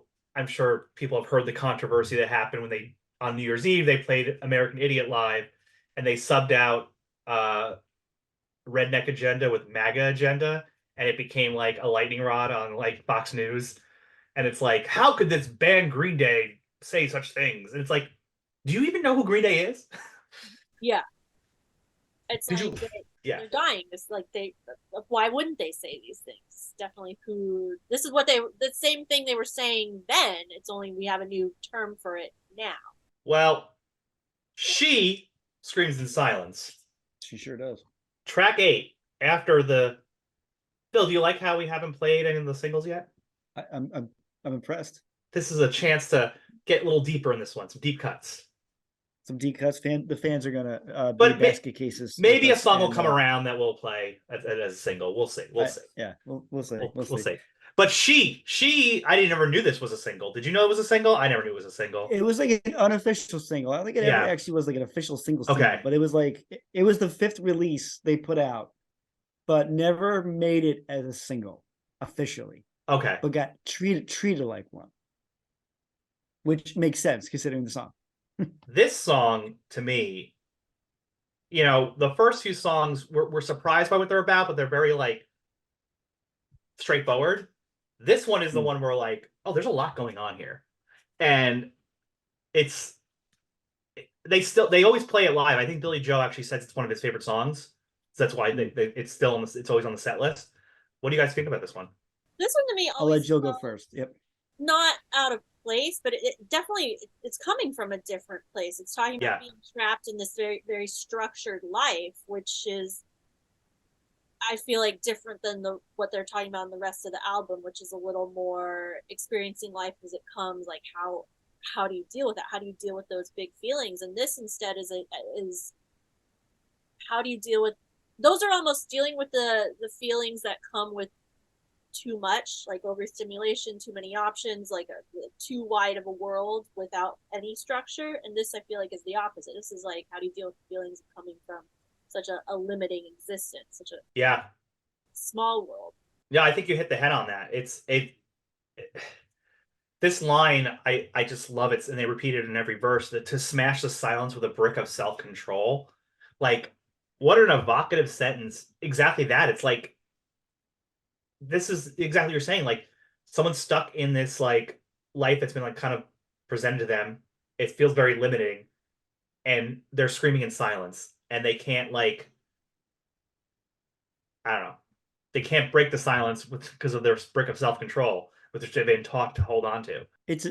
Well, for me, it's a song. It's a feminist song about talking about the women get stuck in those structures. Mm-hmm. My favorite line Green Day has ever written is in this song. Is "Are you feeling like a social tool without a use?" Like that is such an amazing line. Where because basically, one, you've equated that that's what she feels like. She feels like something that helps other things, like that's all she is, but then isn't used, and everything is so built and structured around, everything's been planned out for you. Like I would silently scream myself if that was the case. There's no hope. There's no options. It's just kind of like the other side. I feel like of the window, like we were talking about being stuck in the basement with just one little window looking out. This is like the other side of that, where you see so much, I think, happening outside of you, and yeah, you have no purpose, you have no place in it. It is very feminist. I think it's a song like we listen to it now 30 years later and you're like, ooh, it still means a lot. Like people are still like feeling this. And another thing I like about it is that it's like the audibly the opposite of the previous song. Yeah, it really is. Where like the Basket Case opens up with Billy coming in with his guitar, and this song opens with, and again we've flipped the record. We're on side B, and it opens with Mike and Trey. It's just the two of them. It's just the bass and the drum for a little bit, and then Billy comes in and starts singing. And I always like that kind of parallel between the two songs, particularly when it's one about him, and then here he's actually talking about a societal thing. Right. Yeah. And again, this song, looking at 1994 album, this isn't outwardly political necessarily, but it is, as you're saying, it's sociological, right? It's something that they're going to do a lot of, and it's not a typical punk song. It's no, but it's got it. Yeah. I was going to say it's the opposite of what they've been talking about on the rest of the album, which is they feel like life is meaningless. What's the point? All these things you're internalizing, and this is more of an outward, like you said, like political statement, where it's like, well, what is someone else feeling? How must it feel for this other person to feel this? Like I've been in my head so much. What are other people feeling in their heads? That just made me think. It's so cool because it is someone else's point of view. It's called She. Mm-hmm. And the whole first half sounds like these for lack of a better word, like young teenage boy frustrations. And it's like the whole first half of the album seems to be about that. And it was like, it's like they're checking themselves. It's like, oh, but there's other people having different such scenarios in this world they're struggling with. And now let's like go into that point of view. Which is partly why, because remember you brought up the Jeff about the smashing the silence and about wanting to scream. It's why Billy screams at that one part toward the middle of the song, the bridge, and then he gets in. I gotta admit, it's the hardest I think you ever hear him play the guitar. That little like guitar bridge that they go into. Like, listen to how hard he is playing that guitar. it's like the audible release that anybody who's listening to this song who can't like scream has the chance to do it right then and there. Well, I'm gonna scream if we don't play She. So All right. here That's two is of us. She. That was She. I want to start before we get to the next song. I want to talk about San Diego, California, real quick. San The next, Diego. yeah. The next song is called Sassafras Roots. Has nothing to do with San Diego. However, when you're driving from LA to San Diego, if you're going downtown San Diego to go to a comic book show of sorts, maybe a Comic Con, Okay. Of or sorts. if you're going to see Alkaline Trio in San Diego, which I have done multiple times for some reason. Anyway, it doesn't matter. I don't live in San Diego, ladies and gentlemen, so it's funny that I've seen Alkaline Trio there multiple times. But there's a road called Sassafras that is on the exit sign as you're getting to downtown, and I just always this song pops in my head every time I pass it. That's all. That's all I want to talk about San Diego. Because I was gonna say because they're Green Day's from Berkeley. I know. That's the Yeah. other end of the state. Yeah. Right. No. This is just a road called Sassafras that I think about sassafras roots whenever I see it. Funny word. You don't hear it that often, so I feel like, of course. I think of a Sassafras Bar, the Sassafras Saloon. Yeah, there's also that place. Yeah, in Hollywood. Yeah.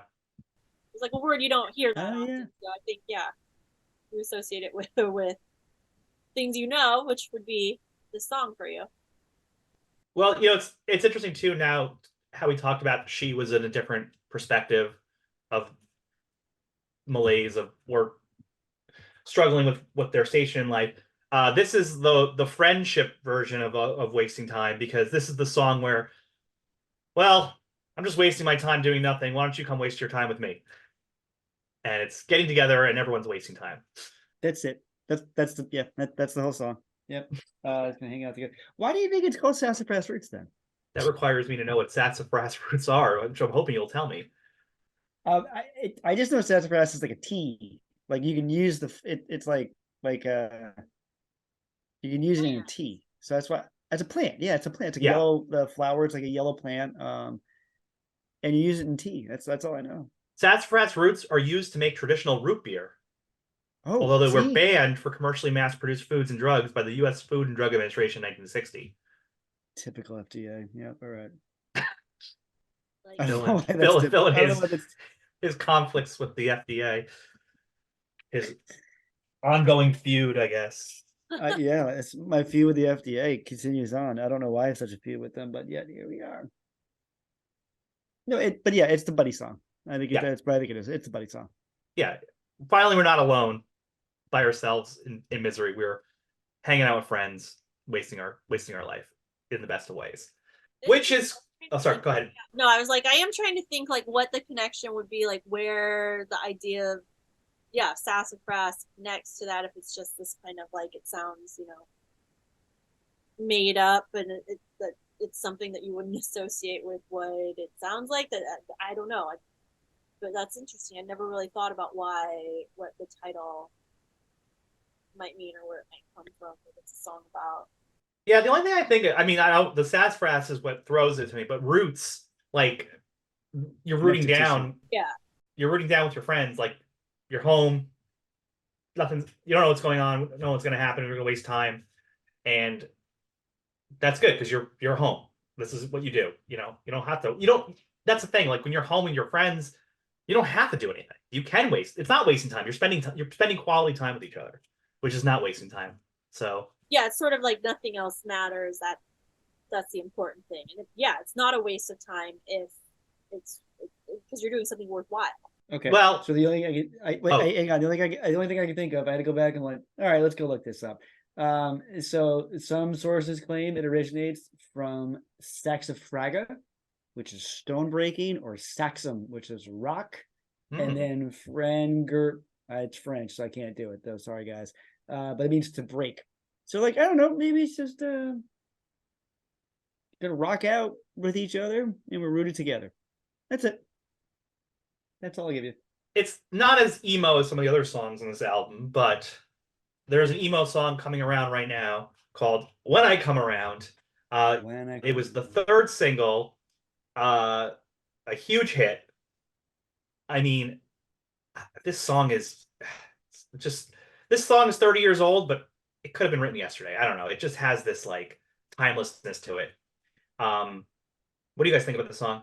I think of the music video a lot. Like it's them wandering around, but they end up in the same place that they started. So Mm-hmm. obviously self-reflexive of the title, but it's also just kind of, I feel like more about the whole album. The whole album has been like circling around and coming to the same conclusion, which is either no conclusion or that it's meaningless, it doesn't matter. So it's like spiraling. It is. The video is yeah, I think the video just adds to the somber mood of it because they are just wandering the street.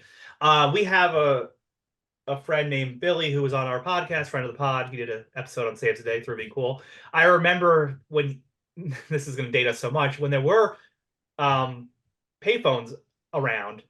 He would do the move whenever he walked in like the city or something and pull the payphone off the hook like Billy does in the video. Like he'd always do that, and so I'm always charmed by that. Yeah, but the song itself, it's like the narrator is like making someone upset, right? Because they're not there. They want them to be there, and they're like, "Well, I'll come around again." Um, but yeah, it's not quite making this person happy with their wandering around and not being with them. I think Well, also even then, the line that like you can't force something if it's not right. It's also it's about timing. I feel like that maybe not this time, but another time, because everything's circular in nature. Time's a flat circle, and it'll always come Mm-hmm. back. right. Yeah. Just wait. Maybe next time I come around, it'll be better. Eventually I'll come around to it. Maybe not. Yeah, it's like this relation. It's to me, it's a relationship song. It's like one of those situations where the relationship hasn't really clicked. It's like it started, but it's not quite getting that next level. And it's the protagonist is telling them not to like cry about it or not to be sad about it, but like they're also like, don't come find me. I'm a loser and a user, so I don't need no accuser to try and slag me down because I know you're right. Like you're right. I do suck, and I feel bad about it about myself. Don't come around.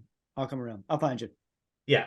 It's kind of about them both settling for the other person. They're like, you're better than me. Like you shouldn't want to be with me. And this person's saying, baby, I'll come around to it, but also like if you keep coming around to me to like, I don't know, like they're meeting in the middle of mediocrity almost, like Yeah. both settling for Oh each yeah. other. Yeah, sounds like something you could burn out on, if you were Yeah, to right. make this going forward. This was that song, man. If the first two singles didn't get you, this was the one that finally got you in. Oh And yeah, it was funny because it's a punk band doing like a slower song. yeah. This is Like essentially their ballad, right? yeah, yeah. I mean, and it has a guitar solo in it. yeah, but I mean, it's definitely again looking down the line of their career. Like this song is a hit, which paves a way that they can do "Time of Your Life," which is really stripped Right. down, and it's also paves a way for why "Wake Me When September Ends." Like they can get really somber with their music and even the sound of the music. Yeah. No, we were saying earlier how a lot of this album just feels like fun and happy, and then this song comes on, and it does not feel fun and happy. No, but what's funny though is I think this was a closing song for them for the longest time. Yeah, Which I feel like I don't know. I'm going to go out on this one. Like it's kind of somber, guy. It's kind of a quiet. I would rather go out on a happy. Well, then again, he does "Time of Your Life." "Time of Your Life" is how he closes everything now. Yeah, as it's or originally called. now he's been doing it for 25 years, but 25 years. Yeah, I mean, yeah, the original title of "Good Riddance." yeah, Yeah, well, that's that's marketing for you. Changing that around. All right. Well, we are going to play "When I Come Around" because we got it. We just got it. So here it is. "When I Come Around." Up next is "Coming Clean." Coming clean. I mean, if you wanted a thesis for this album, the opening line: 17 and strung out on confusion, trapped inside a role of disillusion. Well, I found out what takes to be a man. Mom and Dad will never understand. Yeah. I mean, here's the story of a guy who doesn't know which side of the fence to be on. And maybe Yeah. that's okay.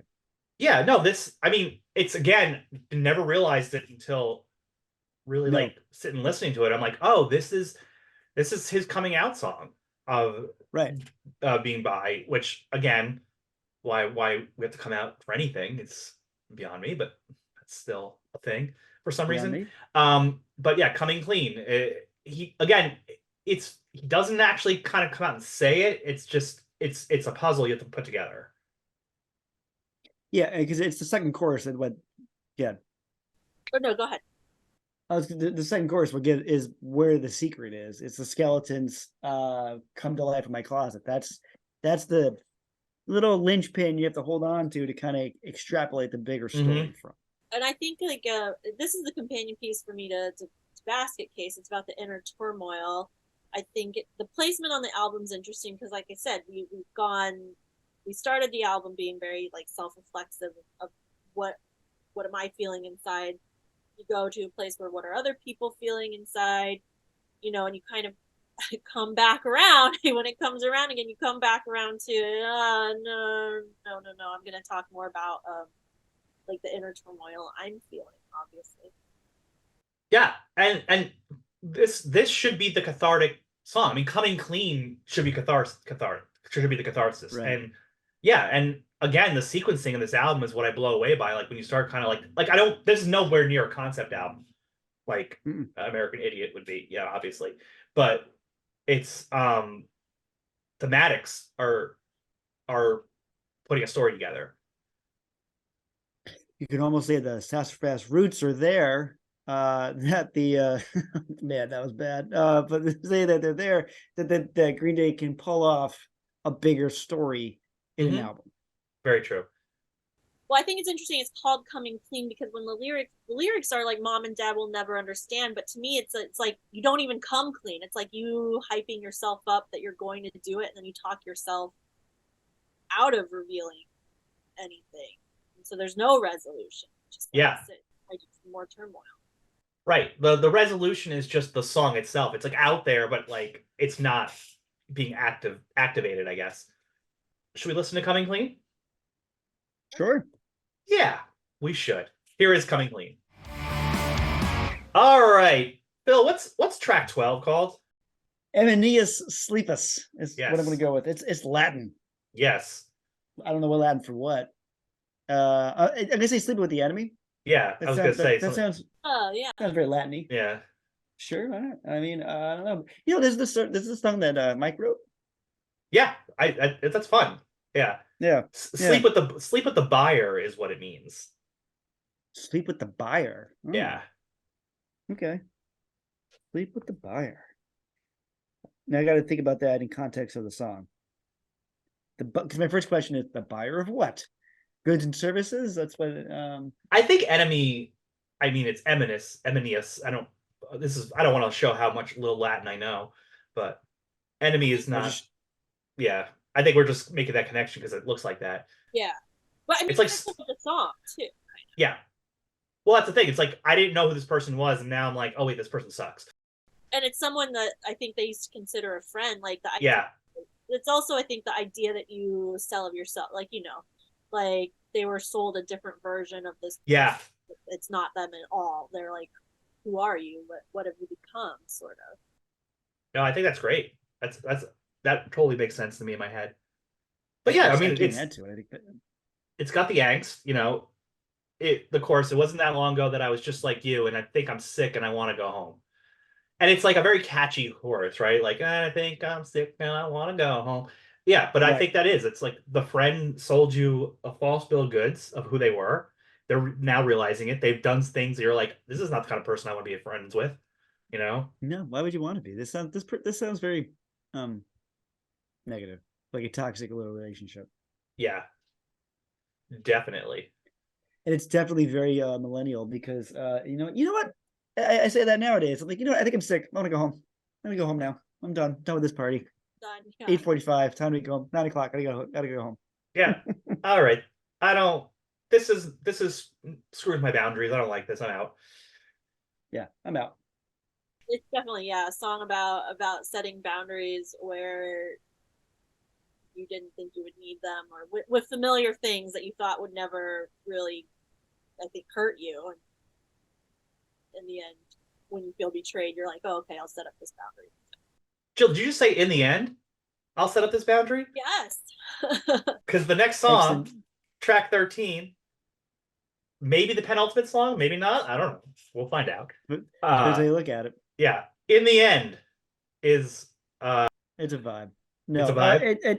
I actually think this is kind of a combination of all the other songs. Like kind of like it's kind of a summation story, sort of.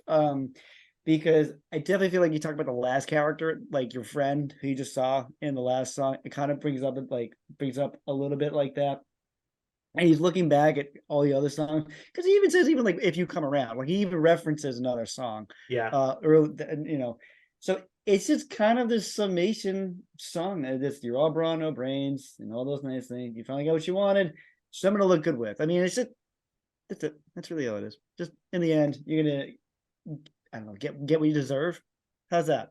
That work? Well, it also fits with the last song because again, you're talking about I figured out what you're all about, and I don't think I like what I see, so I hope I won't be there in the end if you come around. Like again, someone is revealing something about themselves that they don't like. It's also, I think, having an ending. Like so many of the songs, like I said, are just about spinning, about no resolution, no future, no hope. And this is about getting something. Well, he says you got what you want, but like on the one hand, that's like be careful what you wish for.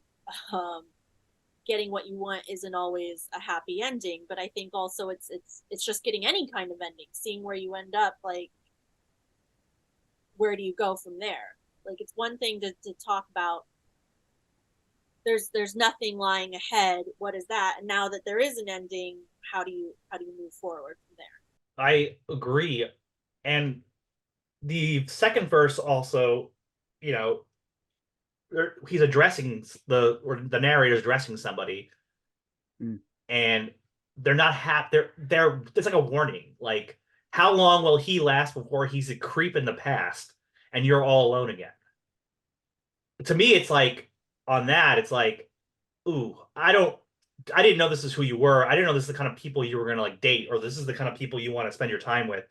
But that doesn't. Again, boundaries are here, right? That doesn't vibe with me. But I see how this is going to end for you, and it's not going to be good. Or what if he's talking about himself, like he doesn't like the person that he's and he's saying, oh, you finally got what you want to be with this person that you wanted to be with, or it's like you've become this person you wanted and you don't like what in the end what it is. Like, how do you deal with that? Yeah, no, I love that because then I imagine him looking in the mirror and saying this second verse, like he's like, yeah. I mean, referencing back when they were like, sometimes give yourself the creeps. I don't know. I feel like it could be a whole whole storyline of that sort of about autobiographical. Yeah, so he started bringing the closure to the album, yet we still have one more song. Yeah. Potentially. Depends how you look at it. F-O-D. Phil, what does FOD stand for? The final track on Dookie? It stands for fuck off and die. That's right. It does. Have you ever uttered those words to another human being, or I don't know, audibly? No, in your head. Oh, in my head? Absolutely, I have. Absolutely, I have.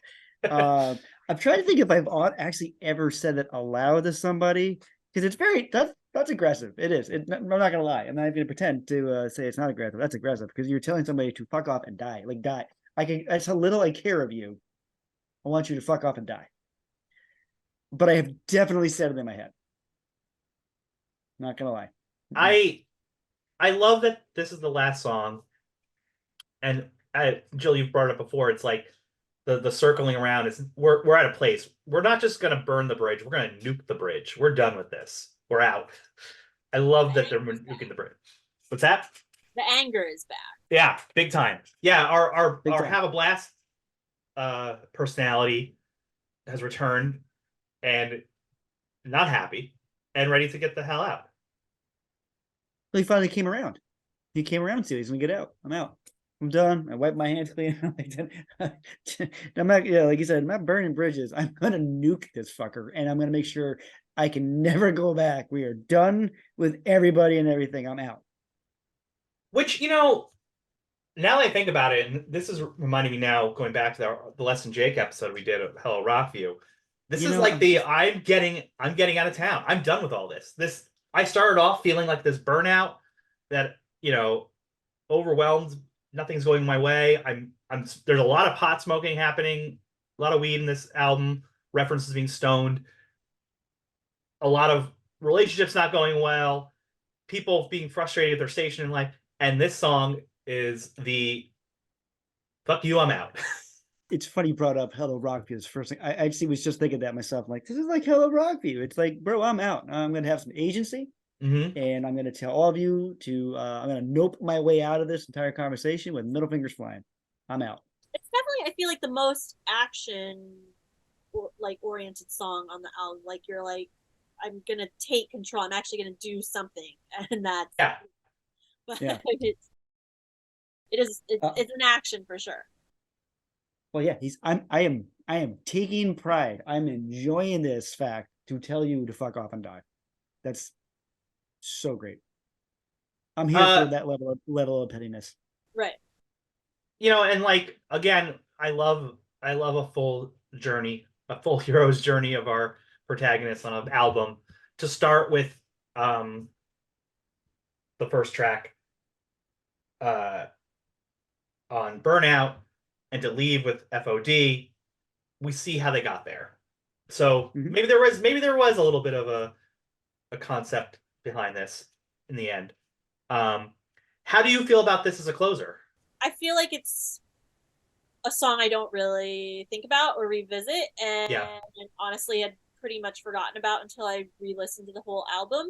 So I guess I wouldn't say it's like despite its strong wording and strong message, I don't think of it when I think of Green Day. So as an closer, part of the discography, I'm not sure. I would say it's not that memorable for me. I feel the same way. Sorry, go ahead, Phil. Okay, all right. Now that I know how you stand, I think it's the opposite of you guys. I think it's the perfect closer out. I think it's the perfect closing song. Like, I really do. I love it. I love it as a closing song because it starts off kind of quiet, just the acoustic part, and then it just explodes. And I feel like that's what makes a great closing song. No, I think sonically it works for sure. It's just like, I have never been going on a Green Day concert and be like, wow, I really hope they play this. Like, it's not like it's not a bad song, and it thematically it does have a good ending, because like he's finally the character's finally doing something, getting out and saying fuck off to everybody. But I also think that the problem for me is, to me, this is not the last song, ultimately. And I feel like there's another song, a secret song. A secret song. This is back when that was a thing. Yes, we've discussed this on our podcast before. We even tried to mimic a secret song on one of our bonus episodes about We Didn't Start the Fire, to a rousing success. The fan mail was out of control. I'm still reading letters. Yeah. But yeah, so when you had this CD, again, there was about, I don't even know how it was, 10 minutes of silence. It was a long time. It was a while, at least like 5. It was a while. It was a while that there was nothing there.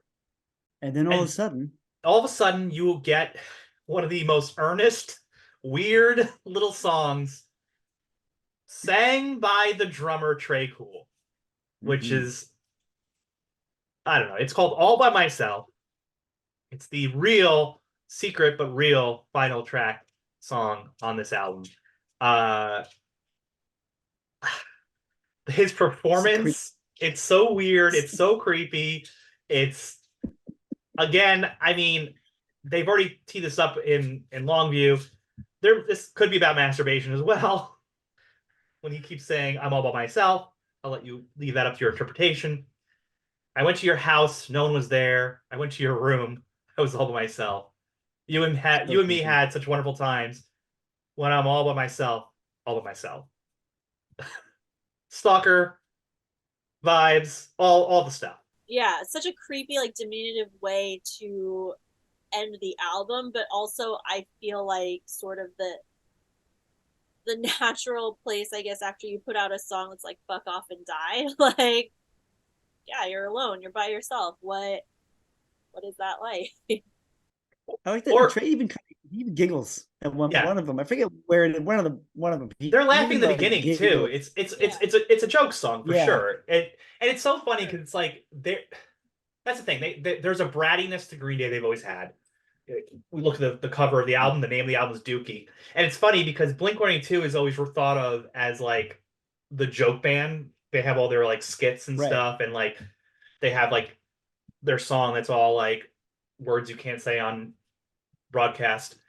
Um, but this is like the first time I heard a punk band do a joke song, and it's just so weird. And Trey Cool is just the perfect person to do it. I mean, he's an odd duck, that guy. I mean, you see them in concert. There was a period of time where he burned his drum set every single show, like threw gasoline on it and burned it down. I also recently saw David Letterman do an interview with the lead singer of the National, and David Letterman has been afraid of Trey Cool for decades because Trey Cool creeped him out. He would like stare at him or run over at him after they played on the Letterman show. And David Letterman to this day is still like, there's something wrong with that drummer in Green Day. I yeah, it's the sequel to Dominate a Love Slave from Kurt Yeah. Block. It's just this weird jokey thing at the end that I often wonder like why are you here? But you know what? I think it's funny. So I'm gonna move on. And creepy funny. Jill, should we play All by Myself? Yes, definitely. Great. It's a great note to leave it on. Yeah. Exactly. We're finishing off the album with the real true closer of the album, All by Myself. I'm grateful that I'm not all by myself at the diner. Darla did a great job. I hope she sticks around.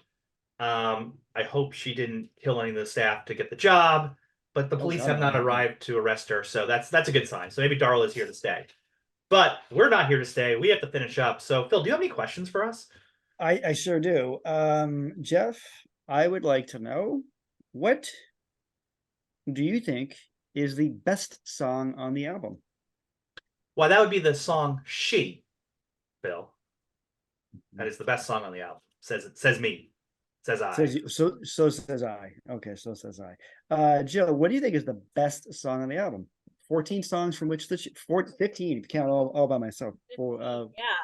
I mean, I think it's When I Come Around because just the idea of I think it's them as the band, like spinning basically. It's sort of the iconic track, I feel like, of the album. I will have to second Jeff on that one because I think She is the best song on the album. It's the best song. And you know what, Jeff? I was so happy when you said it because I was like, it's not just me who's it's the best song on the album. For me. It's for me. Not to like this was a wrestling match in my head, and it was wrestling between this and When I Come Around. And normally when we have one of the other questions, I could swap When I Come Around for it, but it's not going to work for this one because it is one of their massive hits. But right, I understand. Right. I get it. I love When I Come Around, and I love She. Those are my two favorite songs on this album by far. I think it's what gets me is that because you flip the record over and you put down the needle and the bass and the drum comes in for She, and that's the first thing you hear, and you're like, this is awesome. Okay. All right, Jeff. Other end of the spectrum. What is a song you're going to skip? It's funny that you said that. My two favorite songs are on side B, but I probably skip the most songs on side B when it comes down to it. I'm gonna go with Eminem's Sleepus or Eminem's Sleepus. Eminem's Sleepus. Yeah. Not Eminem Sleeps. Look, it's fine. Nothing wrong with it. It is not the only song about this topic, though, which is the next song is also about the same topic. So feels a little redundant. Another great Green Day song. Another great Green Day song. Look at that. Jill, what about you? What do you think is the song you're going to skip?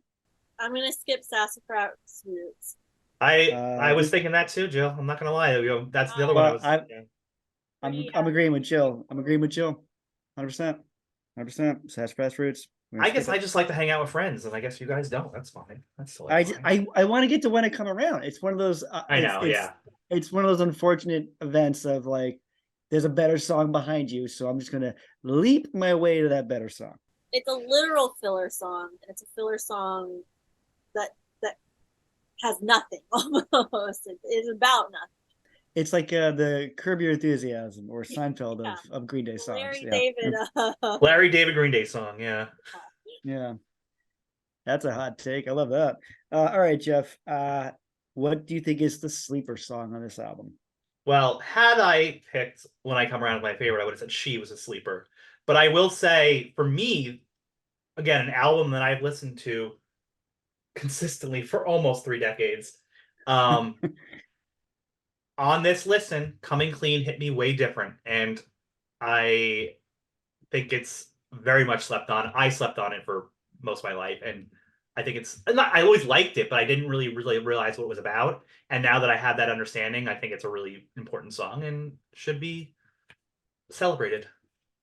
That's fair. I like that. All right, Joe. What about you? What do you think is the sleeper song on the I'm album? gonna go with what Jeff was saying. I am gonna pick She because I think it's something that I didn't clock growing up when I first listened to the album, and then as I re-listened to it, I was like, wow, it seems not out of place, but it's totally it's different. I feel like, especially for this album, but also what it's saying. I enjoyed it. It's great. The first time we're not all going to agree on, at least partially agree on. Jeff, what do you think I think is the sleeper song on this album? What do you think is the sleeper song? Oh man, I mean probably FOD. Yeah, 100%. It's 100%. Yeah. You get this FOD. Is that I just think I think it's actually one of my favorite Green Day songs, like of all time. Probably because I feel like I take that stance, and you know what? Fine, fuck off and die. I just whatever. I'm gonna dismiss you from my life.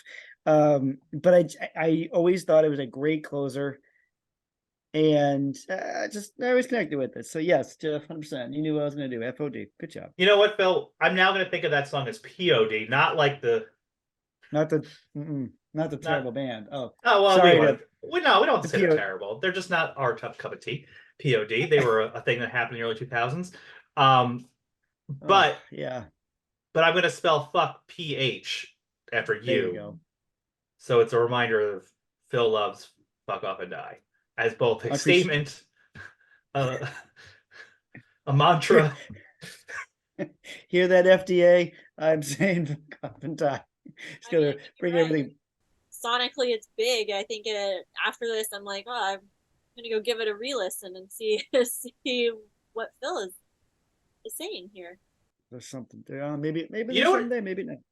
You know what else it makes me think, Phil? I think "Fuck Off and Die" is probably the angriest song on the album, and teeing up with their next album is their angriest album. So 100%. Yeah, and unironically, Insomniac is my favorite Green Day album. Of course it is. Yeah, of course it is. Insomniac is the album that is slept on it in the Green Day catalog. Completely is. Everybody likes to dismiss that one, but like, dude, it's a great album. That whole album is bangers. Anyway, that's an episode for next time. Yes, we will cover that one eventually. All right, let me get through all my things. All right, so the podcast, we do have a bunch of social media stuff. We've got the TikTok, we've got Instagram, Facebook, and Threads. We're doing more with Threads lately. Everyone's doing more with Threads, Phil. Threads is here to stay.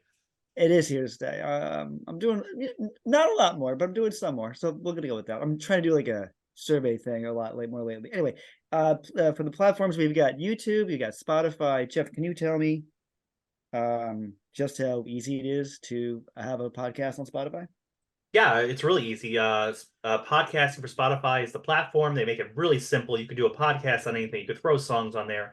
If Phil just wanted to have a podcast called FOD, where he just rants about all the times that led him to think fuck off and die, he could do that. And he could play FOD on every episode if he wanted to on Spotify. That's how easy it is. That is easy. I kind of like that. Maybe that's the next podcast we work on. Remember, folks at home and people on the YouTube who can see us, I'm actually wearing one today, Millennial Diner podcast T-shirt for this album, designed by our executive producer, my wife Megan, who designs all of our designs. You can shop and get our stuff on TeePublic. Remember to search Millennial Diner podcast. You get one of these neat things. You guys on Spotify, you're missing out on how good it looks. Because it looks damn good, particularly in the gray. I got the gray t-shirt. So guys on YouTube, you get to see it. Or if you're on Spotify, go ahead. Oh, it looks a little metallic too. Do you have a Yeah. It's got there's a little shine to it. They did, There is. and honestly, if you look at the Green Day and the color, Megan lined this up almost perfectly. It's like the same color. I mean, so hats off once again. Both our Green Day shirts are fantastic. This is the Dookie one. We actually have an American Idiot as well, where instead of the grenade, the heart grenade, it's a coffee cup grenade. Coffee cup. And Yep. same font. Yeah, we're really proud of that. I'm often walking around the streets of Los Angeles wearing t-shirts of my own podcast because that's what you do. That's what you do. That's what you do. So once again, big thank you to our executive producer, Megan, who is more talented than us. That's okay. I'll go with that. Sorry, Jeff, I threw you in there too. That's fine. I know my place. Jill, thank you so much for coming to the diner. I hope the food was delicious. I hope the Oreo shake was as good as it looked. It was great. It was a perfect, I had to savor it throughout the whole episode. You got to eat the breakfast first and then have the shake for your dessert. Great. Fantastic. Phil, do you have the time to go buy me some wine? Because I'm thirsty. I'll be waiting for when you come around.